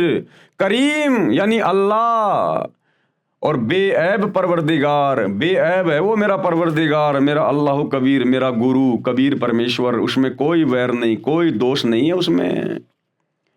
ये उपरोक्त अमृतवाणी श्री गुरु ग्रंथ साहिब जी की है, जिससे सिद्ध हुआ कि श्री नानक जी को परमात्मा मिले थे, वह कबीर करतार है। यही कबीर करतार जिंदा बाबा के रूप में मुसलमान धर्म के अंतिम पैगंबर हजरत मोहम्मद जी को मिले थे। यही कबीर करतार आदरणीय गरीबदास जी को मिले, धर्मदास जी को मिले। यही कबीर करतार वर्तमान में संत रामपाल जी के रूप में धरती पे आया हुआ है। यही वो कबीर करतार है, अल्लाह कबीर है, जो भक्ति को जीवित रखता है, हम आत्माओं के लिए भटकता रहता है ये परमात्मा। तो भाई और बहनों, ए विलंब, देरी ना करो, सत्संग सुनना शुरू कर दो, विनाशकालीन समय बहुत नजदीक है। वह कबीर करतार है जो काशी में धानक रूप में लीला करने आए थे 650 साल पहले, जो काशी में, बनारस के काशी में लीला करने आए थे, अपने आप को कबीर दास कहा करते थे। संत गरीबदास जी गांव छुडानी, जिला झज्जर, हरियाणा वाले को भी इसी प्रकार जिंदा बाबा के रूप में कबीर परमात्मा मिले थे। उसी प्रकार सचखंड सतलोक लेकर गए थे, फिर वापस छोड़ा था। संत गरीबदास जी ने कहा है, हम सुल्तानी नानक तारे और दादू को उपदेश दिया। तो क्या कह रहे हैं गरीबदास जी कि वही कबीर परमात्मा मुझे मिले, और एक इराक शहर का बलक बुखारे का बादशाह अधम सुल्तान था, इब्राहिम अधम सुल्तान, उसको भी वही कबीर परमात्मा जिंदा बाबा के रूप में मिले। और नानक यानी सिख धर्म के प्रवर्तक श्री नानक जी को भी वही कबीर परमात्मा आके मिले, और दादू दास जी को, दादू जी को भी वही परमात्मा आके मिले, उनको उपदेश दिया। तो कहते हैं, हम सुल्तानी नानक तारे और दादू को उपदेश दिया। और जात जुलाहा, यानी वो काशी के बनारस में जुलाहा जाति में आया हुआ है। जात जुलाहा भेद न पाया, कोई उसके बारे में जान नहीं पाया, वो काशी माही कबीर हुआ। गरीब अनंत कोटि ब्रह्मांड का एक रति नहीं भार, उसी कबीर भगवान ने असंख्य ब्रह्मांड बनाए हुए हैं, सूरज चांद सितारे सब कुछ उसी ने बनाए हुए हैं, और उसके लिए एक रति भी भार नहीं है, वजन नहीं है। उस परमात्मा ने जो ये सृष्टि रची है, इतने बड़े बड़े ब्रह्मांड बना दिए जिनके वजन की कोई काउंटिंग नहीं है, लेकिन उस परमात्मा के लिए रत्ती भर भी वजन नहीं है, रत्ती भर भी वजन। गरीब अनंत कोटि ब्रह्मांड का एक रत्ती नहीं भार, और सतगुरु पुरुष कबीर है कुल के सृजनहार। एकमात्र सतगुरु, सच्चा गुरु, सच्चा ज्ञान देने वाला वही कबीर परमात्मा है। अल्लाहु अकबर, अल्लाहु कबीर। कुल के सृजनहार, पूरे कुल का यानी पूरी सृष्टि का एकमात्र रचने वाला सृजनहार वही है। संत दादू दास जी महाराज को भी परमात्मा जिंदा बाबा के रूप में मिले थे। श्री दादू जी 7 वर्ष की आयु के थे। श्री दादू जी मुसलमान धर्म में थे, ये तेली थे। इनको भी कबीर परमात्मा मिले थे राजस्थान के सांभर में, अजमेर के निकट। कुछ पुस्तकों में उस समय श्री दादू जी की आयु 11 वर्ष लिखी है। गांव से बाहर बच्चों में खेल रहे थे, परमात्मा उन्हें भी बाबा जिंदा के रूप में मिले थे, सतलोक लेकर गए थे। दादू जी भी 3 दिन रात तक अचेत रहे, क्योंकि परमात्मा शरीर से आत्मा को निकाल कर ले गए थे। फिर सचेत हुए तो परमात्मा कबीर जी की महिमा बताने लगे, और क्या कहा, जिन मोको निज नाम दिया, यानी जिस जिंदा बाबा ने, जिस कबीर जी ने मुझे वो सतनाम दिया, सच्चा नाम दिया, सोए सतगुरु हमार, और दादू दूसरा कोई नहीं, वो कबीर सृजनहार। वही कबीर परमात्मा जिसने सारी सृष्टि को रचा है, उसी ने आकर मुझे यहाँ पर सच्चा ज्ञान दिया, सच्चा नाम दिया। जिन मोको निज नाम दिया, सोए सतगुरु हमार, और दादू दूसरा कोई नहीं, वो कबीर सृजनहार। दादू नाम कबीर की जय कोई लेवे ओट, यदि कोई उस कबीर परमात्मा का नाम लेकर उसकी शरण में आ जाता है, उसकी ओट में आ जाता है, जो कबीर भगवान वर्तमान में सतगुरु रामपाल जी के रूप में हैं। दादू नाम कबीर की जय कोई लेवे ओट, यानी शरण, अरे उनको कभू लागे नहीं काल बजर की चोट। इस काल की, शैतान की, उसको फिर कभी चोट नहीं लगेगी। ये शैतान फिर उसे कभी दुखी नहीं कर सकता, जन्म मरण में नहीं डाल सकता, गधा कुत्ता नहीं बना सकता। जो एक बार इस कबीर अल्लाह की शरण में आ जाता है, फिर काल की दाढ़ नहीं गलेगी। संत गरीबदास जी ने कहा है, गरीब दादू को सतगुरु मिले दही पान की पीक, और बूढ़ा बाबा जिसे कहे या दादू की नहीं सीख। गरीब दादू के सिर पर सदा अदली असल कबीर, टक्कर मारी जद मिले फिर सांबर के तीर। संत धर्मदास जी बांधवगढ़ वाले को मिले, यही कबीर भगवान जिंदा बाबा के रूप में आदरणीय धर्मदास जी को बांधवगढ़ वाले को यही कबीर परमात्मा मिले थे जब वो मथुरा में गए हुए थे घूमने के लिए। वो श्री विष्णु जी के पुजारी थे धर्मदास जी, जिन्होंने कबीर सागर लिखा। फिर इस कबीर परमात्मा ने 650 साल पहले जब ये जुलाहा जाति में बनारस के काशी में कबीर दास नाम से आए हुए थे, 120 साल तक परमात्मा ने लीला की, अपना ज्ञान दिया, असंख्य चमत्कार दिए। उसके बाद परमात्मा ने धर्मदास जी के माध्यम से वो 1800 पेज का कबीर सागर लिखवाया, कबीर वाणियां। वे हैं वो धर्मदास जी। संत धर्मदास जी बांधवगढ़ वाले को मिले। महात्मा धर्मदास जी का जन्म पवित्र हिंदू धर्म में गांव बांधवगढ़ मध्य प्रदेश भारत में हुआ था। गुरु जी के आदेश अनुसार यानी कबीर परमात्मा के मिलने से पहले धर्मदास जी ने एक रूपदास नाम का एक वैष्णव संप्रदाय का गुरु बना रखा था। आधी अधूरी भक्ति थी उसके पास में, तो उसने धर्मदास जी को कह रखा था कि आप ऐसे ऐसे तीर्थों की यात्रा किया करो, ऐसे ऐसे दान धर्म किया करो। तो अपने गुरु के आदेश अनुसार धर्मदास जी, जो कि बहुत बड़े सेठ थे, अरबोंपति थे, वो अपने गुरु जी के आदेश से 68 तीर्थों की यात्रा पर घर से निकले हुए थे और मथुरा में गए हुए थे। गुरु जी के आदेश अनुसार तीर्थों का भ्रमण करते हुए धर्मदास जी मथुरा में पहुंचे तो समर्थ परमात्मा, कादिर खुदा, ये कबीर भगवान जिंदा महात्मा के रूप में मिले थे। धर्मदास जी को भी परमात्मा यानी अल्लाह कबीर सतलोक लेकर गए थे और धर्मदास जी को भी परमात्मा सतलोक लेकर गए थे। 3 दिन रात तक धर्मदास जी भी श्री नानक देव जी की तरह परमात्मा के साथ आकाश मंडल में यानी सतलोक में रहे। आकाश में ज्योति निरंजन के लोक 21 ब्रह्मांडों की व्यवस्था दिखाई। धर्मदास जी को जब परमात्मा ऊपर लेकर गए तो ये ज्योति निरंजन, ये काल सूक्ष्म वेद में 5वें वेद में कबीर सागर में इसको ज्योति निरंजन कहा जाता है। ये काल, ये शैतान इसी का नाम है। क्षर पुरुष ब्रह्म इसी को कहते हैं। इसके 5-6 नाम हैं इसके। तो जब धर्मदास जी को परमात्मा लेकर गए, उसके शरीर से आत्मा को निकाल कर, पीछे उनका शरीर चल रहा था, हार्ट बीट उनकी चल रही थी। वो तो परमात्मा सक्षम है, कुछ भी कर सकता है। वो परमात्मा ने वो इसलिए उसकी धड़कनें वो चलाई ताकि घर वाले उसके शरीर को फूंक ना दे, नष्ट ना कर दें। तो परमात्मा ने शरीर की धड़कनें भी जारी रखी और आत्मा को निकाल कर अपने साथ ले गए। और बीच में परमात्मा ने इस ज्योति निरंजन के 21 ब्रह्मांड जो इसने तपस्या करके परमात्मा से प्राप्त कर रखे हैं, आपको आगे सृष्टि रचना में पता चलेगा। इस शैतान के इस काल के 21 ब्रह्मांड दिखाए। शैतान दिखाया कि देख ये बैठा हुआ जिसको तुम निराकार मान के पूजा करते थे। आकाश मंडल में सतलोक में रहे। आकाश में ज्योति निरंजन यानी काल के लोक 21 ब्रह्मांडों की व्यवस्था दिखाई। फिर ऊपर को ले गए, अक्षर पुरुष के 7 शंख ब्रह्मांड दिखाए तथा अपना तख्त यानी सिंहासन व सतलोक दिखाया। धर्मदास जी का शरीर अचेत रहा। तीसरे दिन होश में आए तो बताया कि मैं सतलोक में परमात्मा के साथ गया था। वे परमात्मा काशी शहर में लीला करने आए हैं, उनको मिलूंगा। धर्मदास बनारस यानी काशी में गए। वहां जुलाई के रूप में परमात्मा को कार्य करते देखकर आश्चर्यचकित रह गए। जब धर्मदास जी सतलोक में गए परमात्मा के साथ में, परमात्मा ने उनको अपना गवाह बनाना था आज आप और हमें विश्वास दिलाने के लिए। तो सतलोक में परमात्मा ने कहा कि भाई मैं नीचे बनारस के काशी में रहता हूं, कबीर जुलाहा मेरा नाम है और जुलाई का काम करता हूं। भाई तू बांधवगढ़ से काशी में आ जाना मेरे से मिलने के लिए। तो धर्मदास जी की आत्मा जैसे 3 दिन बाद उनके शरीर में आई, वो सीधे कहाँ चले गए? अपने परवरदिगार, अपने कबीर अल्लाह से मिलने काशी में। वहां जुलाए के रूप में परमात्मा कबीर को कार्य करते देखकर आश्चर्यचकित रह गए, चरणों में गिर गए तथा यथार्थ भक्ति मार्ग प्राप्त करके कल्याण कराया कि हे कबीर भगवान, हे परमात्मा, सारी सृष्टि के परवरदिगार, ये परमात्मा आप सारी सृष्टि को रचने वाले और काशी में गरीब जुलाहे के रूप में आप लीला कर रहे हो। धर्मदास के आश्चर्य का ठिकाना नहीं रहा।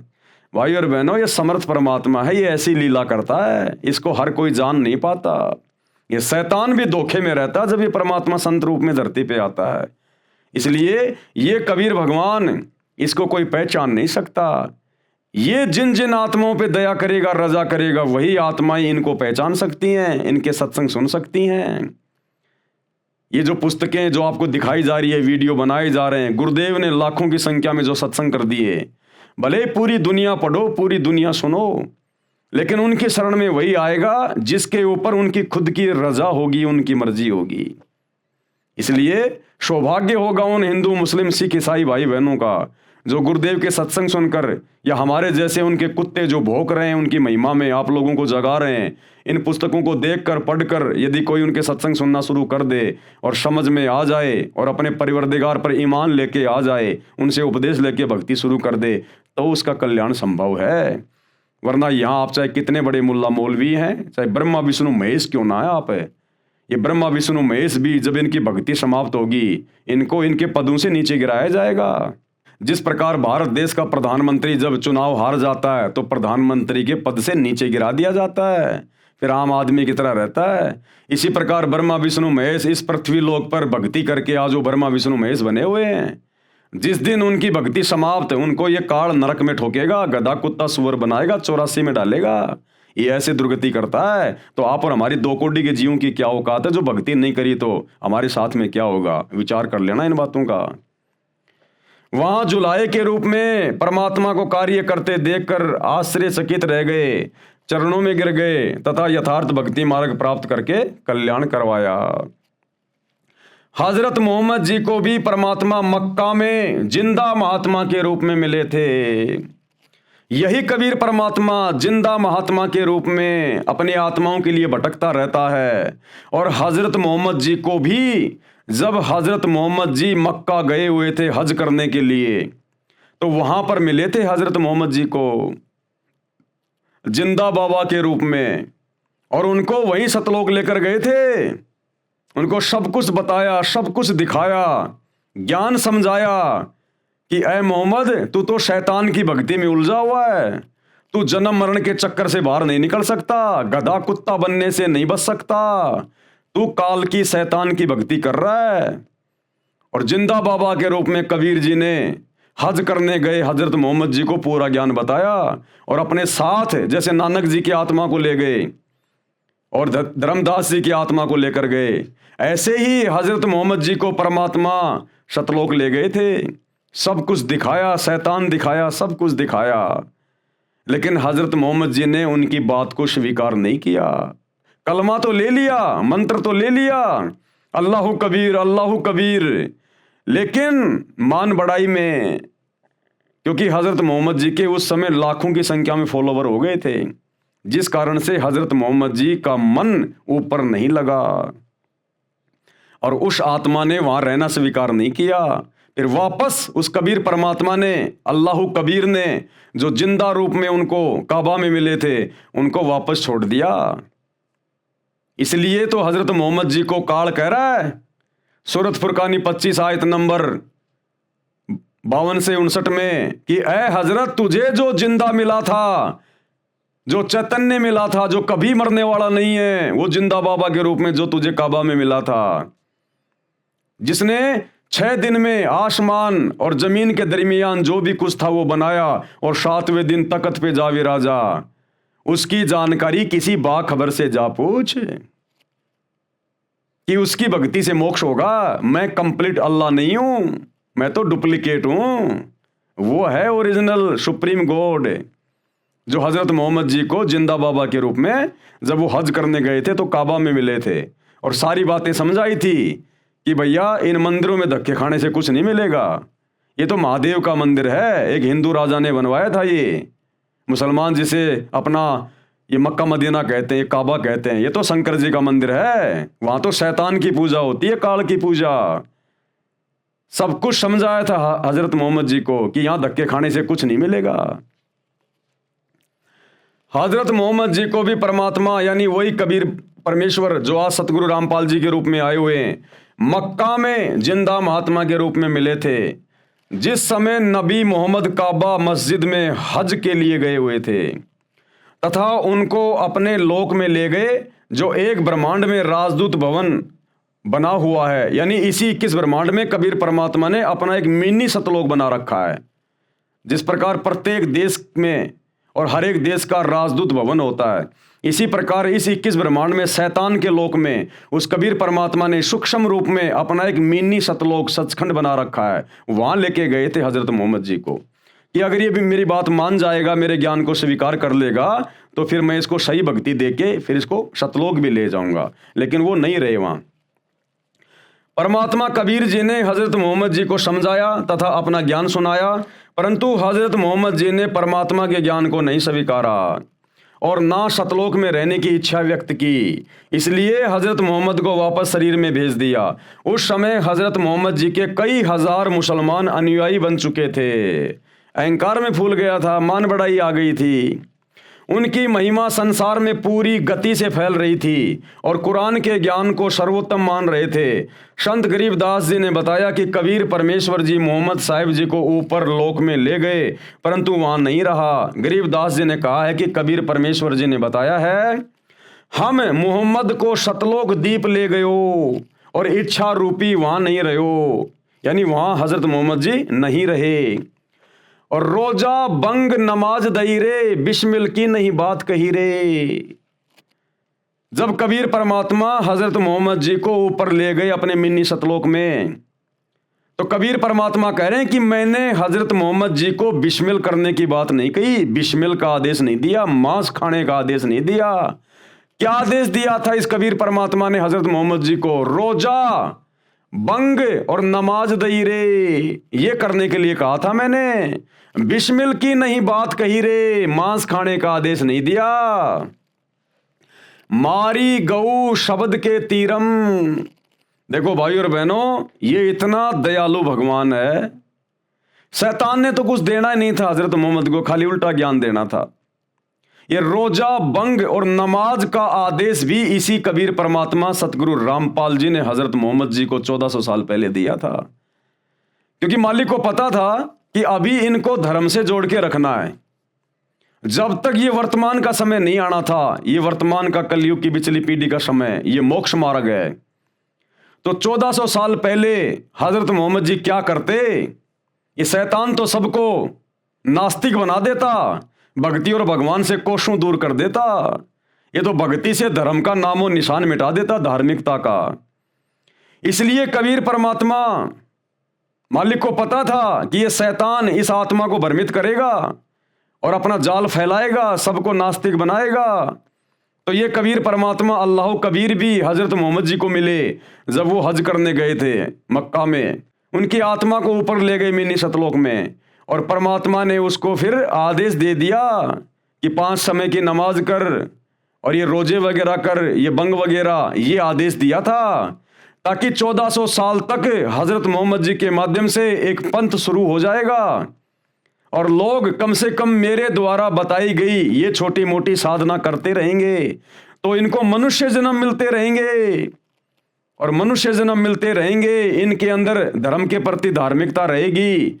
तो फिर कलयुग की पिछली पीढ़ी में 1997 के बाद फिर मैं इनको अपनी जानकारी देकर, जब मैं संत रूप में आऊँगा, संत रामपाल रूप में आऊँगा, उस समय फिर मैं इन आत्माओं को अपनी शरण में ले लूँगा, अपना संदेशा इन तक पहुँचा दूँगा। तो ये सारी दयालुता इस कबीर भगवान की है, तब कहीं जाकर ये मुसलमान धर्म चल रहा है, ये ईसाई धर्म चल रहा है। अगर ईसा मसीह की मौत के बाद, जैसे ईसा मसीह की दुर्गति से मौत हुई, कितना तड़पा तड़पा के शरीर में कीले ठोक ठोक के उनको मारा गया, ईसा मसीह की मौत के बाद इसी कबीर भगवान ने, अल्लाह कबीर ने ईसा मसीह का रूप बनाया और 40 दिन तक रहे, चमत्कार किए। मरियम के भाई लाजर को मुर्दे से जिंदा किया। अगर परमात्मा हजरत ईसा का रूप बना के प्रकट ना होते और वो चमत्कार ना करते 40 दिन तक, तो जिस प्रकार से शैतान ने हजरत ईसा को मृत्यु दंड दिलवाया, उसकी दुर्गति को देखकर आज कोई भी व्यक्ति भक्ति नहीं करता, आज कोई भी ईसाई नहीं होता। सब लोग यही सोचते कि जो ईसा मसीह अपने आप को परमेश्वर का पुत्र कहा करता था, जब उसकी भक्ति करते करते अंत में ऐसी दर्दनाक दुखदायक अकाल मृत्यु हुई है, जानवर से भी बदतर मौत मिली, तो फिर क्या फायदा ये भक्ति करने का? हमें क्या मिलेगा? सब लोग नास्तिक हो जाते। ये शैतान का षड्यंत्र था, ये पूरे समाज को नास्तिक करने का। लेकिन ये कबीर अल्लाह, ये दयालु परमात्मा, इसने फिर हजरत ईसा का रूप बनाया और 40 दिन तक इसने चमत्कार किए, लोगों में भक्ति और भगवान के प्रति आस्था को बनाया। तब कहीं जाकर आज ये ईसाई धर्म एक नंबर पे बना हुआ है। लेकिन अब वो परमेश्वर अल्लाह कबीर स्वयं धरती पे आ गए अपनी ओरिजिनल भक्ति लेके, मोक्ष का मार्ग लेकर। अब यदि ये ईसाई समाज के लोग, मुसलमान समाज के लोग, हिंदू समाज के लोग, सिख समाज के लोग यदि अब इनकी शरण में नहीं आए और सतगुरु रामपाल जी के द्वारा बताई गई सतभक्ति शुरू नहीं की, तो भैया फिर ईसा मसीह जैसी भयंकर दुर्गति होगी, भयंकर दुर्गति। और मरने के बाद तो फिर ये शैतान 84 लाख योनियों में ठोकेगा, गधा कुत्ता शुअर बनाएगा, फिर भयंकर दुर्गति हो जाएगी। तो धार्मिकता को भी ये परमात्मा बना के रखता है। तो हजरत मोहम्मद जी को रोजा, बंक और नमाज ये करने के आदेश भी मिन्नी सतलोक में ले जाकर इसी कबीर परमेश्वर जी ने दिए। और बिस्मिल की नई बात कही रे, और मांस खाने का कोई आदेश नहीं दिया। ये मांस खाने का आदेश फिर बाद में शैतान ने अपने फरिश्तों के माध्यम से इन हदीसों में लिखवा दिया। मारी गऊ शब्द के तीरम, ऐसे होते मोहम्मद पीरम। हजरत मोहम्मद जी ने एक बार अपने शब्द से, अपने वचन से एक गाय को मार दिया था। तलवार से नहीं मारा, काटा नहीं था, खाने के लिए नहीं, अपनी शक्ति को प्रदर्शित करने के लिए अपने शब्द से, अपने वचन से, अपने भक्ति से गाय को मार दिया। लेकिन वो गाय हजरत मोहम्मद जी से जिंदा नहीं हुई। जब जिंदा नहीं हुई तो हजरत मोहम्मद ने देखा तेरी तो बेइज्जती हो गई, मामला बिगड़ गया। उसके बाद उसको वो बात याद आई जो कबीर परमात्मा ने उसको बताई थी जब सतलोक लेकर गए थे कि ऐ हजरत मोहम्मद, ये कलमा मैं तेरे को दे रहा हूं, इसका जाप किया कर, अल्लाह कबीर अल्लाह कबीर अल्लाह कबीर। और जब कभी तेरे ऊपर कोई आपत्ति आ जाए तू ये मंत्र बोल के मुझे याद करना, मैं सूक्ष्म रूप में तेरे सामने आ जाऊंगा तेरी मदद के लिए, केवल तेरे को दिखाई दूंगा। तो जब गाय उसने मार दी और बाद में वो जीवित हुई नहीं, हजारों आदमी वहां खड़े हुए हैं। अब हजरत मोहम्मद ने देखा भैया बड़ी मुश्किल से तो ये मुसलमान मैंने तैयार किए हैं और ये तो सारा मामला खराब हो जाएगा, बेइज्जती हो जाएगी, नास्तिक हो जाएंगे सब लोग। उस समय हजरत मोहम्मद जी गुफा में जाकर रोए और बोलने लगे अल्लाह कबीर अल्लाह अकबर अल्लाह कबीर अल्लाह अकबर। तब वो कबीर परमात्मा सूक्ष्म रूप में प्रकट हुए, केवल हजरत मोहम्मद जी को दिखाई दे रहे थे और कहा कि हजरत मोहम्मद, मैं इस गाय को जिंदा कर रहा हूं, लेकिन जिंदा करता हुआ तू दिखाई देगा।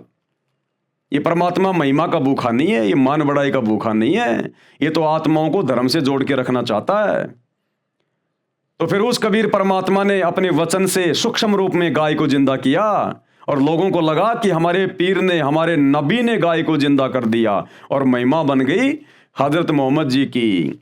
मारी गऊ शब्द के तीरम, यानी शब्द से वो गाय मारी हजरत मोहम्मद ने, ऐसे होते मोहम्मद पीरम। वो तो ऐसी नेक आत्मा थी, उसने कभी खाने के लिए गाय नहीं मारी, बकरी नहीं मारी, मुर्गा नहीं मारा उसने। वो तो बहुत ही दयालु आत्मा थी। शब्द फिर जीवाई और फिर वापस अपने वचन से उसको जिंदा किया। किसने? उस कबीर भगवान ने। जीव राख्या मांस नहीं बाख्या, उसको काट के खाया नहीं। ऐसे पीर मोहम्मद भाई, वो तो ऐसी नेक आत्मा, ऐसी पाक और पवित्र आत्मा थी, उसने गाय को शब्द से मार के वापस जिंदा कर दिया। करने वाले तो परमात्मा थे, महिमा उनको दी जा रही है। लेकिन उसके बाद उन्होंने गाय को खाया नहीं, अपनी जिंदगी में नहीं खाया उन्होंने, कभी कोई जानवर नहीं खाया। और जो उनके 1,80,000 जो उनके फॉलोवर थे, उन्होंने कभी गाय को हाथ नहीं लगाया। वो तो ऐसे नेक और पाक थे। ये आज का मुसलमान कहाँ हजरत मोहम्मद की रीस करेगा? ये नाम लेता है हजरत मोहम्मद का और बकरे काट काट के खा रहा है, हरी सब्जियों की तरह मांस खा रहा है। ये तो अपने नबी की तौहीन कर रहा है, अपने नबी की तौहीन। मारी गऊ ले शब्द तलवार, जीवित हुई नहीं अल्लाह से करी पुकार। शब्द से, वचन से हजरत मोहम्मद जी ने उस गाय को मारा, शब्द रूपी तलवार से, ना कि लोहे की तलवार से। और जीवित हुई नहीं, अल्लाह से करी पुकार। अल्लाह अकबर बोल के, अल्लाह कबीर बोल के वो कलमा पढ़ा फिर, और कबीर परमेश्वर को याद किया। तब हमो, यानी मुझको मोहम्मद ने याद किया रे, शब्द स्वरूप हम बेग गया रे। अल्लाह अकबर बोल बोल के हजरत मोहम्मद ने हमें याद किया। और कबीर परमेश्वर कहते हैं तब हम वहां पर सूक्ष्म रूप में हजरत मोहम्मद के सामने प्रकट हुए। तब हमों यानी मुझको मोहम्मद ने याद किया रे, शब्द स्वरूप हम बेग गया रे, तुरंत पहुंच गए। मुई गऊ हमने तुरंत जिवाई, मुई यानी वो मरी हुई गाय हमने तुरंत जिंदा कर दी सूक्ष्म रूप में। तब मोहम्मद के निश्चय आई, तब मोहम्मद को विश्वास हुआ कि ये अल्लाह जो मुझे जिंदा बाबा के रूप में मिला था, जो मुझे सतलोक लेकर गया था, ये वास्तव में अल्लाह कबीर है, ये समर्थ है, यही परमात्मा है। तब मोहम्मद के निश्चय आई, तुम कबीर अल्लाह दरवेशा, ये कबीर परमात्मा तुम ही अल्लाह हो जो दरवेश रूप में साधु संत के रूप में आते हो। तुम कबीर अल्लाह दरवेशा, मोमिन मोहम्मद का गया अंदेशा। उस मुसलमान मोहम्मद का पूरा अंदेशा समाप्त हो गया, सारी शंका समाप्त हो गई कि ओरिजिनल अल्लाह कौन है। कहा मोहम्मद सुन जिंदा साहिब, हजरत मोहम्मद ने क्या कहा, सुन जिंदा साहिब, ये कबीर भगवान जिंदा बाबा, तुम अल्लाह कबीर और सब नायब, केवल तुम ही एकमात्र अल्लाह कबीर हो, बाकी सब नायब हैं, नीचे नीचे हैं, सब नौकर हैं बाकी सब। यानी उस शैतान को भी हजरत मोहम्मद ने डुप्लीकेट साबित कर दिया जिसने कुरान शरीफ का ज्ञान दिया था। क्या कह रहे हैं उस जिंदा बाबा को, अल्लाह कबीर को, तुम अल्लाह कबीर और सब नायब और सब तुमसे नीचे हैं। कुरान शरीफ की सूरत फुरकानी 25 आयत नंबर 52 से 59 में भी है। कुरान शरीफ के ज्ञानदाता को, कुरान शरीफ के ज्ञानदाता को यानी डुप्लीकेट अल्लाह को हजरत मोहम्मद तथा मुसलमान धर्म के सभी श्रद्धालु अपना खुदा मानते हैं, उसी को पूर्ण परमात्मा भी मानते हैं। इन 52 से 59 आयतों में कुरान ज्ञानदाता ने यानी उस शैतान ने कहा है कि ए पैगंबर हजरत मोहम्मद, जो कुरान की आयतों में मैंने तुझे जो ज्ञान दिया है, तू उस पर अडिग रहना, दृढ़ रहना। अल्लाह कबीर है, इबादत कबीरा, वो अल्लाह कबीर है इबादत के योग्य। और ये काफिर, ये बाकी मुसलमान, बाकी लोग उस अल्लाह पर, उस कबीर अल्लाह पर विश्वास नहीं करते। तुम इनकी बातों में मत आना, इनके साथ संघर्ष करना यानी जिहाद करना। जिहाद का मतलब होता है संघर्ष करना, मारना काटना नहीं होता जिहाद का मतलब। इनके साथ संघर्ष करना, झगड़ा नहीं करना। हे पैगंबर, ये कबीर नामक परमात्मा है जिसने किसी को बेटा, बहू, सास, ससुर व नाती बनाया है। कौन कह रहा है हजरत मोहम्मद को ये सारी बातें? वो डुप्लीकेट अल्लाह जिसको मुसलमान समाज अपना अल्लाह मानता, अपना खुदा मानता है, वो शैतान उस बड़े अल्लाह कबीर के बारे में बता रहा है। क्या कह रहा है? हे पैगंबर, यह कबीर नामक परमात्मा है जिसने किसी को बेटा, बहू, सास, ससुर व नाती बनाया है। तुम उस जिंदा पर भरोसा रखना जो तुझे जिंदा बाबा के रूप में मिला था ना काबा में, उस जिंदा पर भरोसा रखना जो तुझे काबा में मिला था। वह वास्तव में अविनाशी परमात्मा है, अविनाशी, वो कभी मरने वाला नहीं है। वह अपने बंदों यानी भक्तों के गुनाहों यानी पापों को क्षमा कर देता है। कैसे? जब वो धरती पर आता है संत रूप में, दरवेश रूप में, मुर्शिद रूप में, और जब कोई उससे उपदेश ले लेता है तो वो अपनी भक्ति से, अपने सत भक्ति मंत्रों से, अपने आशीर्वाद से उसके पिछले सारे पापों को नष्ट कर देता है। तो भाई आज वही दरवेश, वही अल्लाह कबीर सतगुरु रामपाल जी के रूप में धरती पे प्रकट है। उनसे उपदेश लोगे तो ही पाप कटेंगे, नहीं तो नहीं कटने वाले, चाहे कितनी साधना कर लो। और आने वाला समय महाविनाश का है मेरे भाई। जो पुण्य थे वो सब के समाप्त हो लिए, ये कलयुग चल रहा है। बचे पाप कर्म, पाप कर्मों के कारण आएंगे कष्ट, दुख, तकलीफें। तो आने वाले 4 से 5 साल महाविनाशक हैं। अगर समय रहते संत रामपाल जी के सत्संग सुनकर उनके शरण में आ गए तो बचाव है, नहीं भाई साहब भाड़े के भाव जाओगे। वह अपने बंदों यानी भक्तों के गुनाहों यानी पापों को क्षमा कर देता है। वह कबीर अल्लाह है। ये कबीर अल्लाह वही है। कौन कह रहा है? वो डुप्लीकेट अल्लाह कह रहा है। मुसलमान जिसे अपना खुदा मानते हैं वो हजरत मोहम्मद जी को क्या कह रहा है? यह कबीर अल्लाह वही है जिसका वर्णन बाइबल ग्रंथ में, उत्पत्ति ग्रंथ में आता है कि उस परमात्मा ने 6 दिन में आसमान और धरती तथा इसके बीच के सर्व नक्षत्र बनाए, अर्थात सर्व सृष्टि की रचना की, और 7वें दिन तख्त पर जा बैठा। उसकी खबर किसी बाखबर अर्थात तत्वदर्शी संत से पूछो। तो भैया वो बाखबर वर्तमान में वो अल्लाह खुद ही सतगुरु रामपाल जी के रूप में आया हुआ है, वो कबीर अल्लाह। इनके अलावा ये जानकारी आज तक मुसलमान धर्म के किसी भी मुल्ला मौलवी ने किसी भी मुसलमान को नहीं दी। इन आयतों का अर्थ आज तक किसी ने भी करके नहीं समझाया।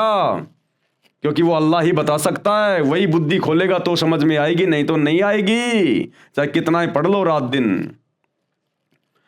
हजरत मोहम्मद जी मांस नहीं खाते थे। अब देखो ये प्रमाण दिए जा रहे हैं कि हजरत मोहम्मद जी मांस नहीं खाते थे। तो भाई और बहनों, आज के वीडियो में हम केवल इतना ही लेंगे। हम धीरे धीरे आगे बढ़ेंगे क्योंकि ये बहुत ही पाक और पवित्र पुस्तक है। ये हम इसको प्यार प्रेम से पढ़ेंगे। हमने इसको समझना भी है, समय भी देना है, सतगुरु रामपाल जी के सत्संग भी सुनने हैं, और धीरे धीरे हम आगे बढ़ेंगे, तभी तो हमारी समझ में आएंगी ये बातें।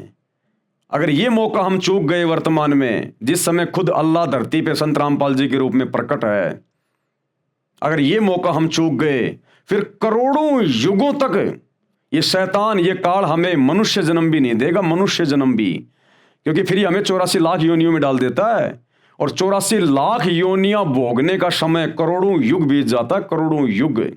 ऐसी दुर्गति हो जाएगी हमारी। आज इंसान रूप में आदमी सुखी नहीं है। 24 घंटे काम धंधे की टेंशन, बच्चों की फीस की टेंशन, किसी को मकान बनाने की टेंशन, किसी को धंधे की टेंशन, कोई हॉस्पिटल में है, कोई बीमार है, कोई कैंसर है, कोई एड्स है, दुनिया भर का कोई दुख उठा रहा है। अरे मनुष्य जन्म पाके, जो 84 लाख योनियों में सर्वश्रेष्ठ है, ये मनुष्य जन्म पाके आज कलयुग में इंसान सुखी नहीं है।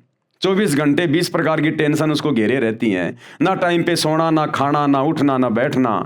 सोचो जब 84 लाख योनियों में चले जाएंगे, गधे कुत्ते सूअर बनेंगे, बैल बनेंगे, ऊंट बनेंगे, मछली बनेंगे, छिपकली बनेंगे, समुद्र के जीव बनेंगे, रेंगने वाले जो है वो कीड़े बनेंगे, टट्टी में, गोबर में कीड़े बन के अपना वो कर्म भोगेंगे। सोचो फिर कहाँ सुख होगा। इसलिए भाई और बहनों, समझो, ये धर्म और जातियों की जंजीरें ये तोड़ो, और ये टूटेंगी सतगुरु रामपाल जी के सत्संग सुनने से, ज्ञान समझ में आने से। वैसे नहीं टूटने वाली ये शैतान का षड्यंत्र शैतान का बाप ही तोड़ सकता है। ये मुल्ला मौलवी नहीं तोड़ सकते, आचार्य शंकराचार्य नहीं तोड़ सकते। तो है मेरे मुसलमान भाइयों और सभी धर्मों के भाई बहनों, थोड़ी सी हिम्मत करो, हिम्मत, और सतगुरु रामपाल जी के सत्संग सुनना शुरू करो। मोबाइल सबकी जेब में है। अरे रात को सो जाते हो, पड़े पड़े और भी कुछ देखते रहते हो फालतू की बातें। सतगुरु रामपाल जी की यूट्यूब पे सत्संग सुनो, सृष्टि रचना सुनो, मुसलमान धर्म में डॉक्टर जाकिर नाइक के साथ में उनकी डिबेट है वो सुनो। अरे देखो प्रमाण है। फालतू की वीडियो देखते रहते हो, शॉर्ट वीडियो, रील वगैरह, क्या मिलेगा तुम्हें? अश्लीलता आएगी तुम्हारे दिमाग में, तुम्हारे बच्चे बिगड़ेंगे, तुम्हारे विचार बिगड़ेंगे। अरे जैसा खाओगे अन्न वैसा होगा मन, जैसा पियोगे पानी वैसी होगी वाणी, और जैसी दृष्टि वैसी सृष्टि। तो जैसा देखोगे मोबाइल में गंदा, वैसा ही तुम्हारे विचार आएंगे, तुम्हारे पाप कर्म बढ़ेंगे। तो रात को जब सो जाओ ना, जब सोने जाओ अपने बेड पे, बिस्तर पे, अरे यूट्यूब पे जाके सर्च करो सृष्टि रचना संत रामपाल जी महाराज, डिबेट जाकिर नाइक वर्सेज संत रामपाल जी, और देखो ये तुम्हारे धर्म की ये पुस्तकें क्या कह रही हैं, सच्चाई क्या है जो आज तक कोई नहीं बता पाया। थोड़ा थोड़ा सुनना शुरू करो धीरे धीरे।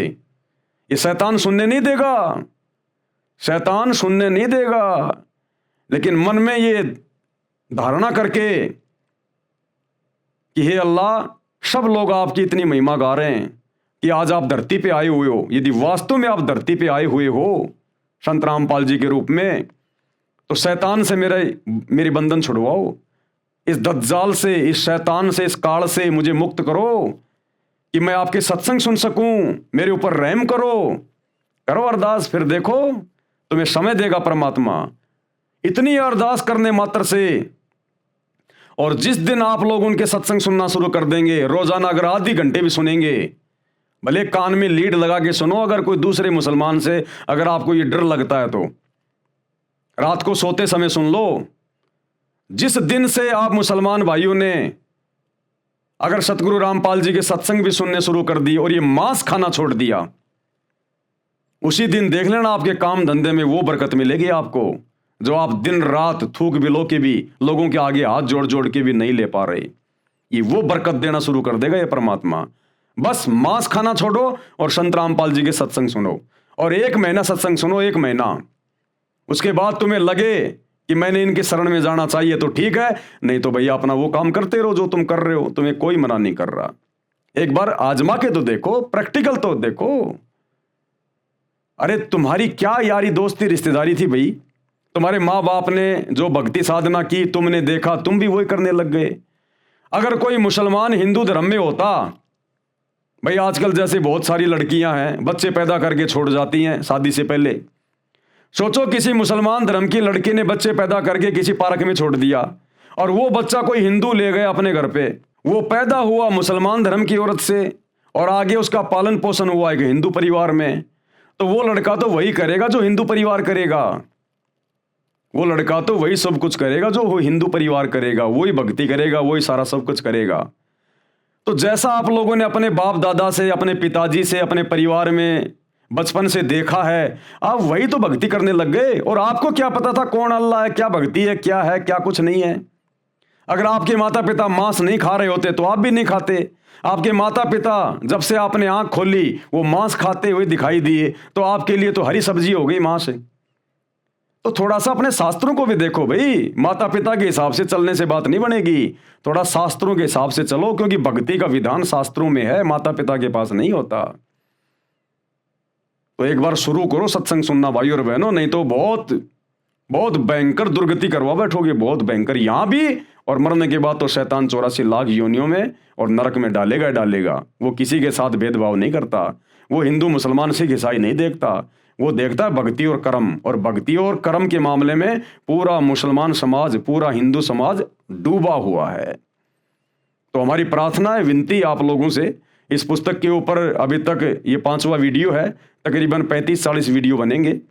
अगर आप देख लोगे, और खाली ये मेरे वीडियो देखने से बात नहीं बनेगी, सतगुरु रामपाल जी के सत्संग सुनना शुरू करो। उनकी आवाज में, उनके वचन में वो शक्ति है, वो पावर है। वो अंदर जाकर रिएक्शन करना शुरू करेगी उनकी आवाज। वो पूर्ण संत है, अल्लाह कबीर है, उनके वचन में पावर है, शब्द में। तुम्हारा हृदय परिवर्तन कर देगी, चेंज कर देगी।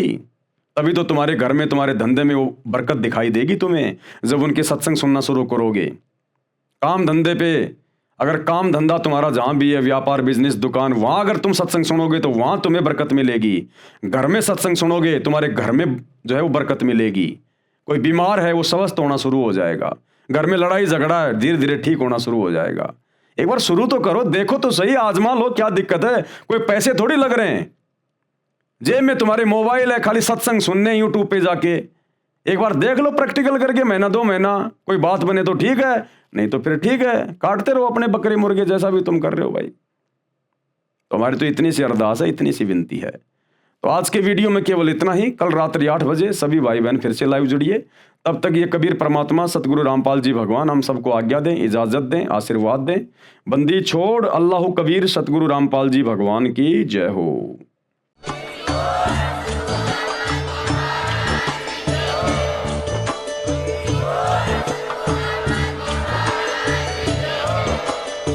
भाई जो गुरु वचन पे डट गे, कट गे फंद 84 के, कट गे फंद 84 के, कट गे फंद 84 के।